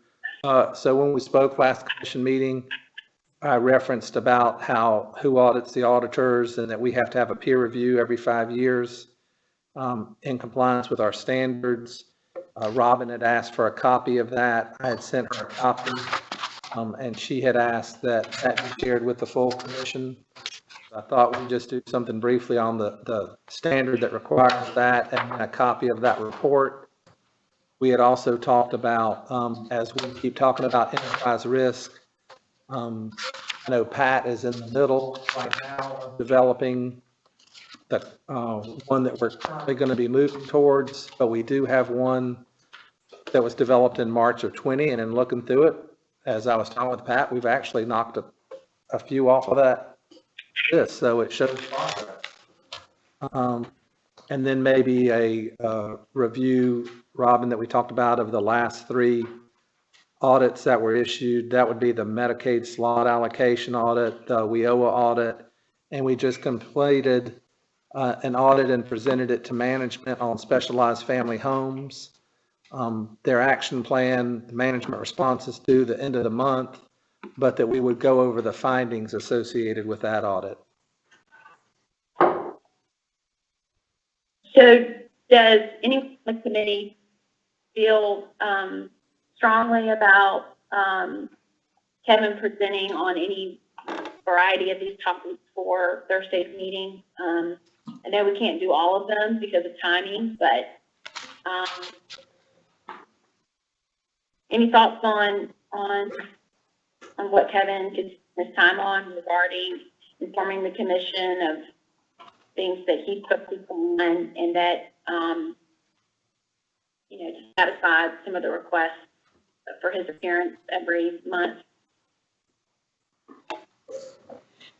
I'll follow the recommendation of the chair.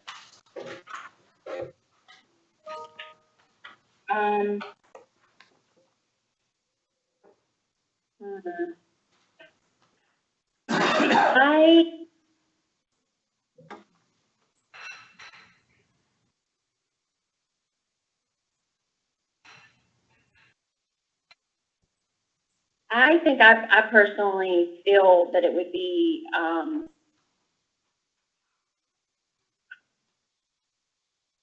a good use of time for Kevin on Thursday to share the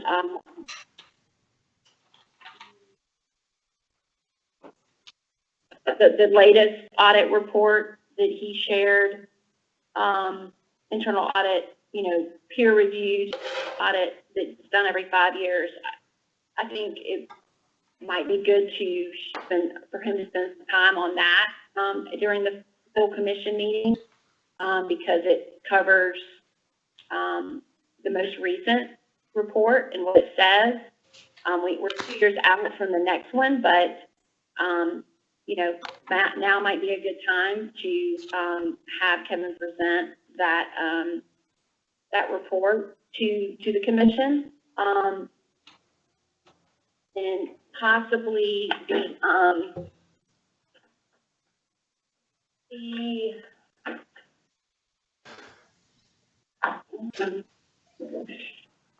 update on the waiver slots.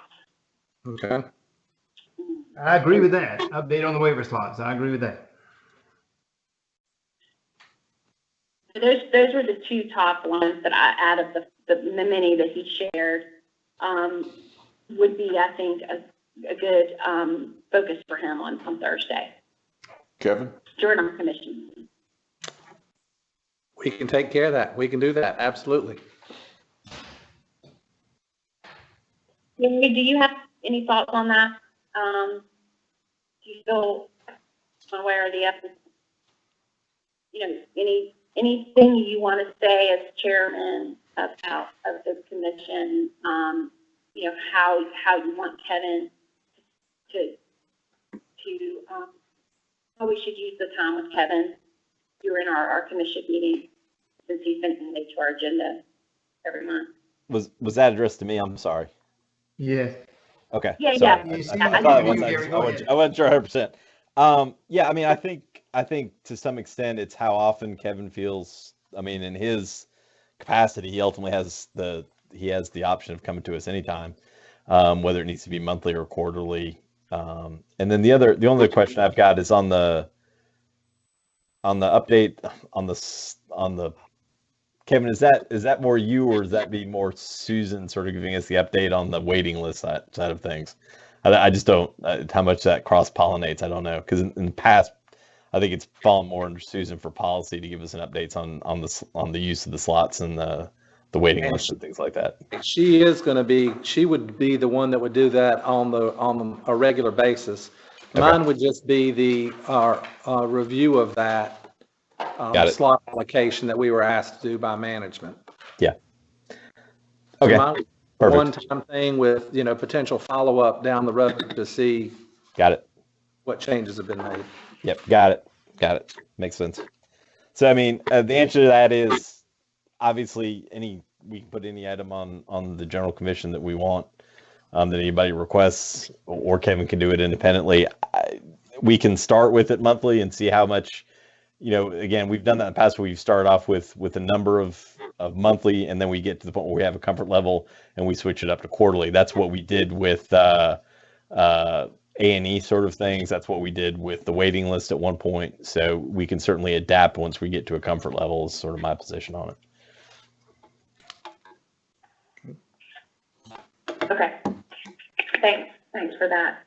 So then I think the committee is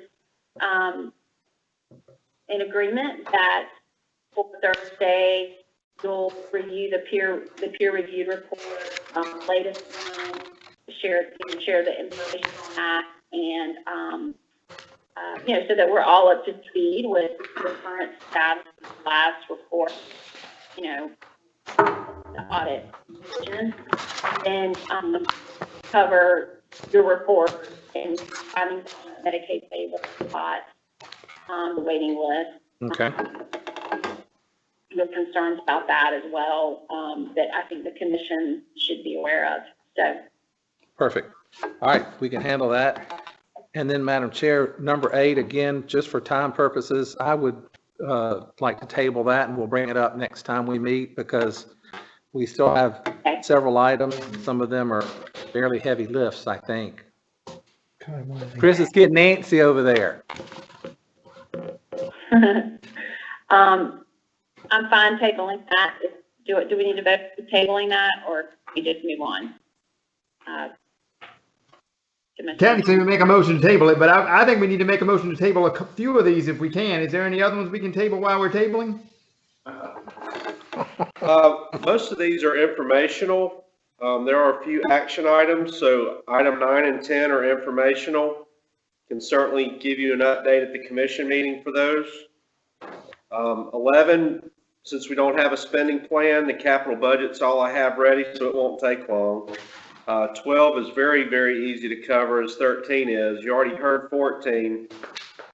15, I don't have a whole lot of update there, and then 16 is our normal monthly financial statement. So really, we can fly through pretty much all these in about 30 minutes, as long as there's not, you know, any derailment anywhere. So we can table 8, 9, and 10, is that what you said? If you would like to, they were just updates. I mean, I wanted to hear them, but I mean, I just think it's 5:30. But I mean, we're gonna talk about that at the meeting, right? At the commission meeting? Yes, we'll make it a separate agenda item, not coming out of committee now. Okay. Well, I make a motion that we table 8, 9, and 10 and make it for the commission meeting. Second. All in favor, say aye. Aye. Any opposed? All right, we'll table, for this meeting, items 8, 9, and 10, and they'll be discussed and brought up at the commission meeting in a few days. So, all right, so Chris, next item is your capital budget. All right, so we are working really hard on the spending plan. We have refined our process greatly again this year as compared to last year. I think you'll be pleasantly surprised with the format and content of the spending plan, which we will have ready for you Thursday. And hopefully, Pat's been doing triple duty today and hasn't had a chance to look at what I put on his desk, probably about 1 o'clock. So once he gets a chance to look at it, we'll get a draft out to you all in advance of the commission meeting. So hopefully when we get there, you guys are comfortable approving our budget, if you will. Now, last year, that's the operating side. Last year, and I don't know of any practice in the past, we didn't adopt a capital budget, but I think you should do a capital budget as well as an operating budget when you're budgeting.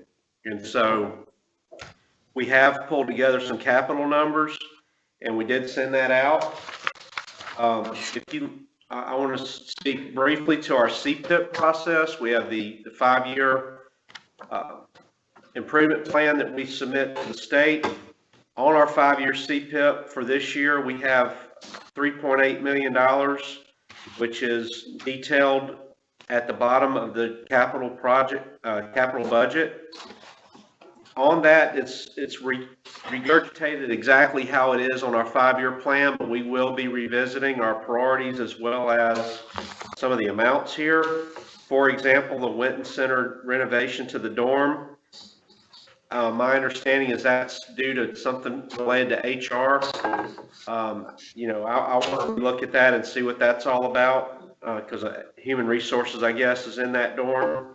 And then plumbing repairs, this is just a general goal of ours to start replacing some old rusty pipes that we're afraid are going to start atrophying and falling apart. So we will be revisiting the CPIP, but this is what's on our radar.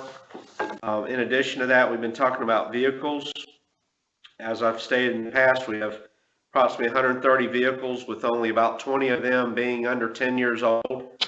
It's a major problem. We're transporting people in vehicles that should have been replaced many years ago. So we're looking at a 4-year strategy to get our fleet up to date.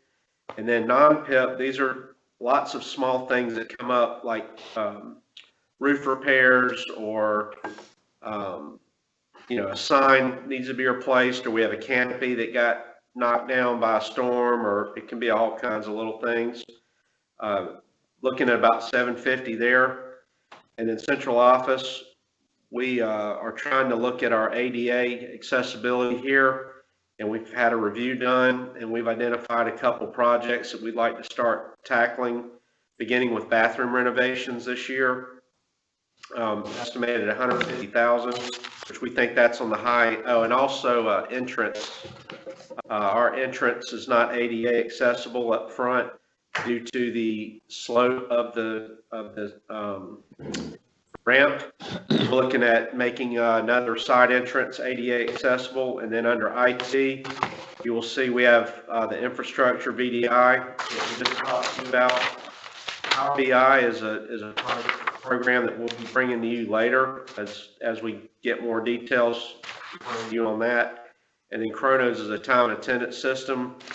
We're trying to look at and address some issues with scheduling and staff utilization at the regional centers. So we're looking at 7.3 million needed this fiscal year. If you look below that, I don't know if we'll be able to lease any of these items or not. That would be an approval that the committee would have to make. Of course, Mr. Malphus has made it clear his position on that, but we haven't taken a vote. So right now I've presented two options. One, how much money we would need if we do not lease our vehicle, use that financing arm, or if we just use all of our state appropriations. And so in the spending plan, what I'm doing is budgeting the 7.3 million to be funded straight out of state appropriations at this point. So when I bring that to you, you'll see that as a line item in our operating budget to fund the capital budget.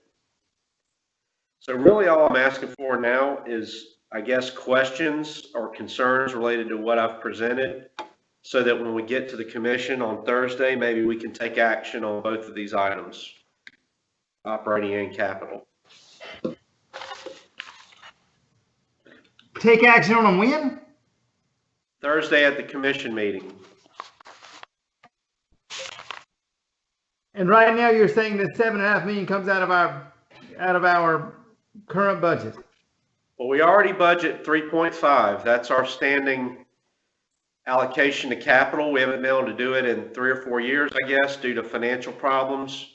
But we feel that we have the ability to do that now. So 3.5 is our baseline. We always put that in each year. Right. I thought it was so 5, but it's 3.5. Okay.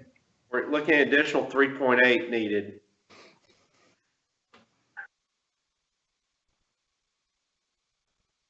That's every one of you doing every one of the vehicles at one. I mean, is there a list of exactly what you're? I mean, you're doing every one of the vehicles at one time, or how are you doing that? No, if you look at the top line, it has 30 in parentheses. We're trying to replace the fleet over 4 years. So 120 vehicles need to be replaced. Actually, 120 of them need to be replaced now, but we obviously can't do that, or we're back in the same problem with vehicles expiring and need replacing on the same exact year every year forward. So we're looking at 1/4 of the fleet. The 1.5 million is a rough estimate. We had, because of other priorities at the regional centers, the facility administrators and the finance teams out there have not been able to give me an actual list. When we get around to, this is just a budget. This isn't our proposal to buy anything. This is earmarking dollars and getting your agreement that this is what we want to look at. When we go around to actually purchase these vehicles, you will get a specific vehicle list along with what we're going to do with the vehicles that we're replacing, whether we're going to use them as spares, or if we're going to dispose of them, or what actually we're going to do, if we're going to rotate them in the fleet somewhere else. So that's that, Gary. Okay. So the $500,000 is listed here under VDI, which is what we learned about today, right? Yes, ma'am. What's the 400,000 for again? Because I don't remember that particular budget shared with us. Yeah, presentation. What was the question? Did you hear that? Can you repeat that, please? So the 500,000 that's listed here on your budget, spending little budget, I guess, right? Isn't that the budget? Right. Okay. The capital expenditures, yeah, capital budget. The 500,000. Seeing that specific number in the VDI presentation. No, it's 487. It was 487 on the presentation. I didn't have final numbers from him when I did this. Okay. And again, it's just a budget where you're authorizing zero spending at this time. This is simply a plan. Every single item will have to come back through you for purchase approval.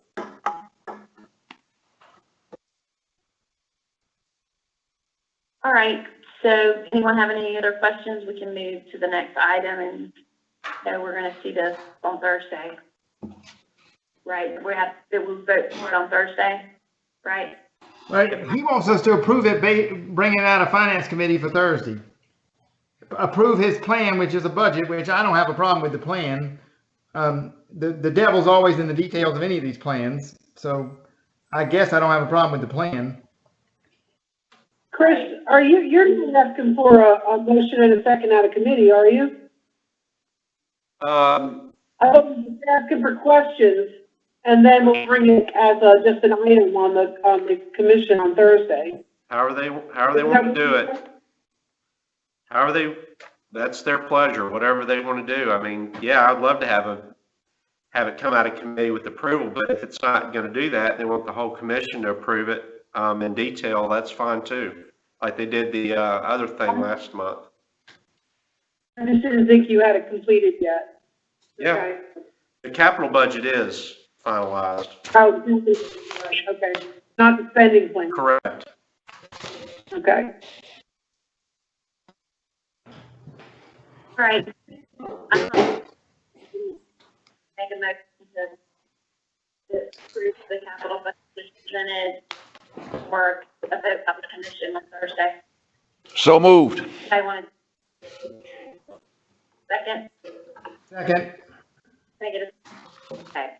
All in favor, say aye. Aye. Any opposed? Okay. So the capital budget will be brought to the commission as opposed to the budget, so capital budget. All right. The next, provider contract. Yes. Commissioner Thomas had asked that we provide this to you all quarterly. There is a spreadsheet that I sent you that should say 12 quarterly contract summary or something like that. We did this in a different format that I find much more useful, and I want to thank Deborah Leopard for her work on this. You can now see each board provider and what amendment they're getting in a tabular format. So it's not just a list that you can't really discern what our totals are for different programs or totals for providers even. You didn't even have that. So anything in here that was over $200,000 on an individual, this is a recap of all amendments for the quarter. So it may be over $200,000 on this sheet, but it wasn't an amendment for over $200,000. The mentor amendment that's down there, that's actually the next item on the agenda. That is one that you would need to approve that you have not approved yet. Okay. Anybody have any questions for the summary presented?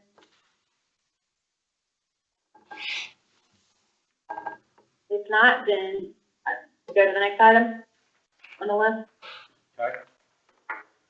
So anything over $200,000 requires your specific approval. We did have with the thawing out of the beds, if you will, the mentor, they have started to add back their consumers. And we did have 3 additional individuals moved into their qualified provider residential placements. They terminated 3 SFH or specialized family homes, or like a CTH1 program with foster parents, and then added a high management consumer. So that totals $226,195. Again, these were frozen beds that they're allowed to now add back. Okay. For some reason, I thought we were voting on mentor in December about that, but okay, go ahead. Well, we did, because the amount is over 200,000, we're having to vote approving that expense, right? Chris? Well, yeah, but it's for mental, but go ahead. It's fine. I think he was saying to vote on unfreezing their beds, but I thought I remembered y'all did that in the prior commission meeting. I don't disagree with it. I think it's wonderful that we refroze the beds, but I'm just unfrozen the beds, but I just thought I'm sorry, I could be wrong. I guess Mary should say that, could say something to that. We did unfreeze their beds, their admissions. We gave them privilege to admit, and they had some stipulations as to how they were to do that, one at a time. We were to check, and in fact, we've got reviews going on with them this week too, to make sure everything's going well. Okay, I remember that now. You're right. That's right. I'm sorry. That's right. We did do that. I'm sorry. That's right. And then we were going to fully reinstate them in January, right? If we wanted to. Is that right, Mary? I think we actually did it in March, to be honest with you. It took a while. We had a lot of business in January and February to catch up on. Okay. All right. All right. Well, yeah, I'm sorry. I shouldn't have said that. Go ahead. Okay. That's all right. I apologize. Go ahead. Need approval on this then, right? Yes, ma'am, please. 100 day from our committee. Yes, ma'am. Okay. Anyone want to make a motion to approve this, or if you have questions? I don't have any problem with the 200,000 amendment. Do we need a motion to bring that out of Finance Committee? Yes. I make a motion to bring that out of Finance Committee to the Commission. Second. Okay, all in favor, say aye. Aye. Any opposed? All right, motion passes out of this committee for full commission approval. All right, so moving down to 15, state-owned facilities update.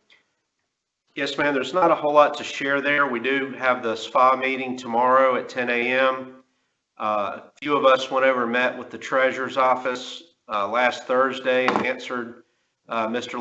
Loftus's questions. He was satisfied with our answers. Apparently Richard Ekstrom now has got, we addressed some issues from Senator Leatherman earlier today from his office, and now Richard Ekstrom is asking some questions. So we'll have to see if this will get through their agenda tomorrow or not. It's quite possible it can get extended to December, but they're still going to leave it on their agenda, and hopefully we can satisfy all their questions. Their main questions are, from what I can tell, and I don't know if Richard Ekstrom's office is any different, is essentially, if we're going to give these 60 properties over, how much are they worth, and what kind of control do we have over their disposal and the proceeds from those disposals? They just don't want state money basically floating out there in the system in private provider hands with no reversionary rights of ours to those funds. And so we've been able to satisfy everyone with those questions. And I don't know if that's Ekstrom's questions as well, but. Right, because I know we talked about a lot of those same things within our commission. Yeah, we have provisions in our contract about that, right? So everything's fine, right? Right, and our directive, 214 DD. Right. So just explain that to them, whoever's worried about that. We provided all that. That was a full packet. We gave them all this documentation, but, sometimes I guess they're really busy and don't have time to look at everything. Right, they don't. You're right. Okay, so that's really all I have there, Madam Chair. Cool. All right, so financial update, September 2020 report. Normally, we don't bring this through committee, but I do feel like it needs to come through you all for review. This is the normal financial update we give at the commission meeting. We note again that we are still showing our authorization, not our spending plan. So when we approve the spending plan Thursday, if we do approve it, this will be changed just like it has in the past, where it reflects our intent to spend our our authorization, not the max that we can spend. In other words, we're authorized to spend $805 million, but we don't get enough money from Medicaid or the state to spend at that level. We'd be bankrupt if we did. So right now, the budget is really misrepresenting our target, but we are 1.68% below budget. That is a little distorted because remember, we are cash basis and we paid our providers $16.5 million extra in July. That's essentially for June. That's really not how it works out, but in the end, that's how it works out. So we're really at 20.26% or 4.74% below budget. When we get our spending plan in there, we still will be below that number as well, even though it's smaller. Okay. All right. Any Any questions? questions? Move on to the CFO report and a PPP update per Barry's request earlier. Right, so PPP loans update. I've talked to 3 different auditors. I emailed some auditors that represent the vast majority of the providers, the DSN boards that are the ones that we're worried about, to talk to them about what they're doing for their clients and how they're auditing these programs. And pretty much without any exception, except for one, people are afraid to spend these dollars and they're planning on returning them. So we do have one provider that probably is being fairly aggressive that I need to address, that I don't really want to discuss in an open session. If y'all want to talk to me individually about it, we certainly can do that. And then another provider that is being very, very conservative and probably leaving money on the table because their expenses exceed the revenue we give them. So they're not using our money, they're not substituting our money with PPP money. Our money's inadequate. So they're spending above our spending level. So they're not taking any of our CPE in that case. So what Pat and I have been working on is an audit supplement that would require a departmental report of how these PPP funds are going to be claimed in their audit reports. And we're also working on, I've already drafted this, we just haven't finalized the language yet, the wording for the cost reports, because the issue with the cost reports is if you follow the accounting standards, the revenues for this will be 2 or 3 years out, well, a year or 2 out from when the monies were expended. So we have expenses stuck in this year and last year, but the revenue may not be recorded for another year or 2 because of the rules. And so our concern is we've got to give very clear guidance to ensure that folks are properly teasing these costs out of their cost report so that we can see them and ensure that we're not misreporting costs to Medicaid. That's basically where we are on that. I'll be glad to take questions, Mr. Malphus, if you have specific questions. Well, I want to ask you about what you just said, but I don't want you to say it in an open forum either. So I'll ask you about it whenever I can at the meeting, I guess. We can have a phone call offline. Yeah, I'll just ask whatever my questions are about that there. That's fine. Okay. And that's pretty much my update. I didn't have anything since I had 13 items on the agenda. Yeah, no, sounds good. Is Kevin still going to talk about anything additional? No, ma'am. I'm well. I'm like Chris. I covered mine as a agenda item. Okay. Well, then can I get a motion to adjourn if no one else has any questions about it? So moved. So move. Second. Sorry, second. All in favor, say aye. Ah! Aye. You would think I'd fallen off a cliff. Ah! All right. Thank you very much for everything. Sorry to be so Thank long. y'all. I'm really sorry I took so long. Appreciate Thank the hard you. work, All guys. right. This is part of my fault, and I'm sorry for that. Everybody have a good evening. Thanks. Mark, are you still online?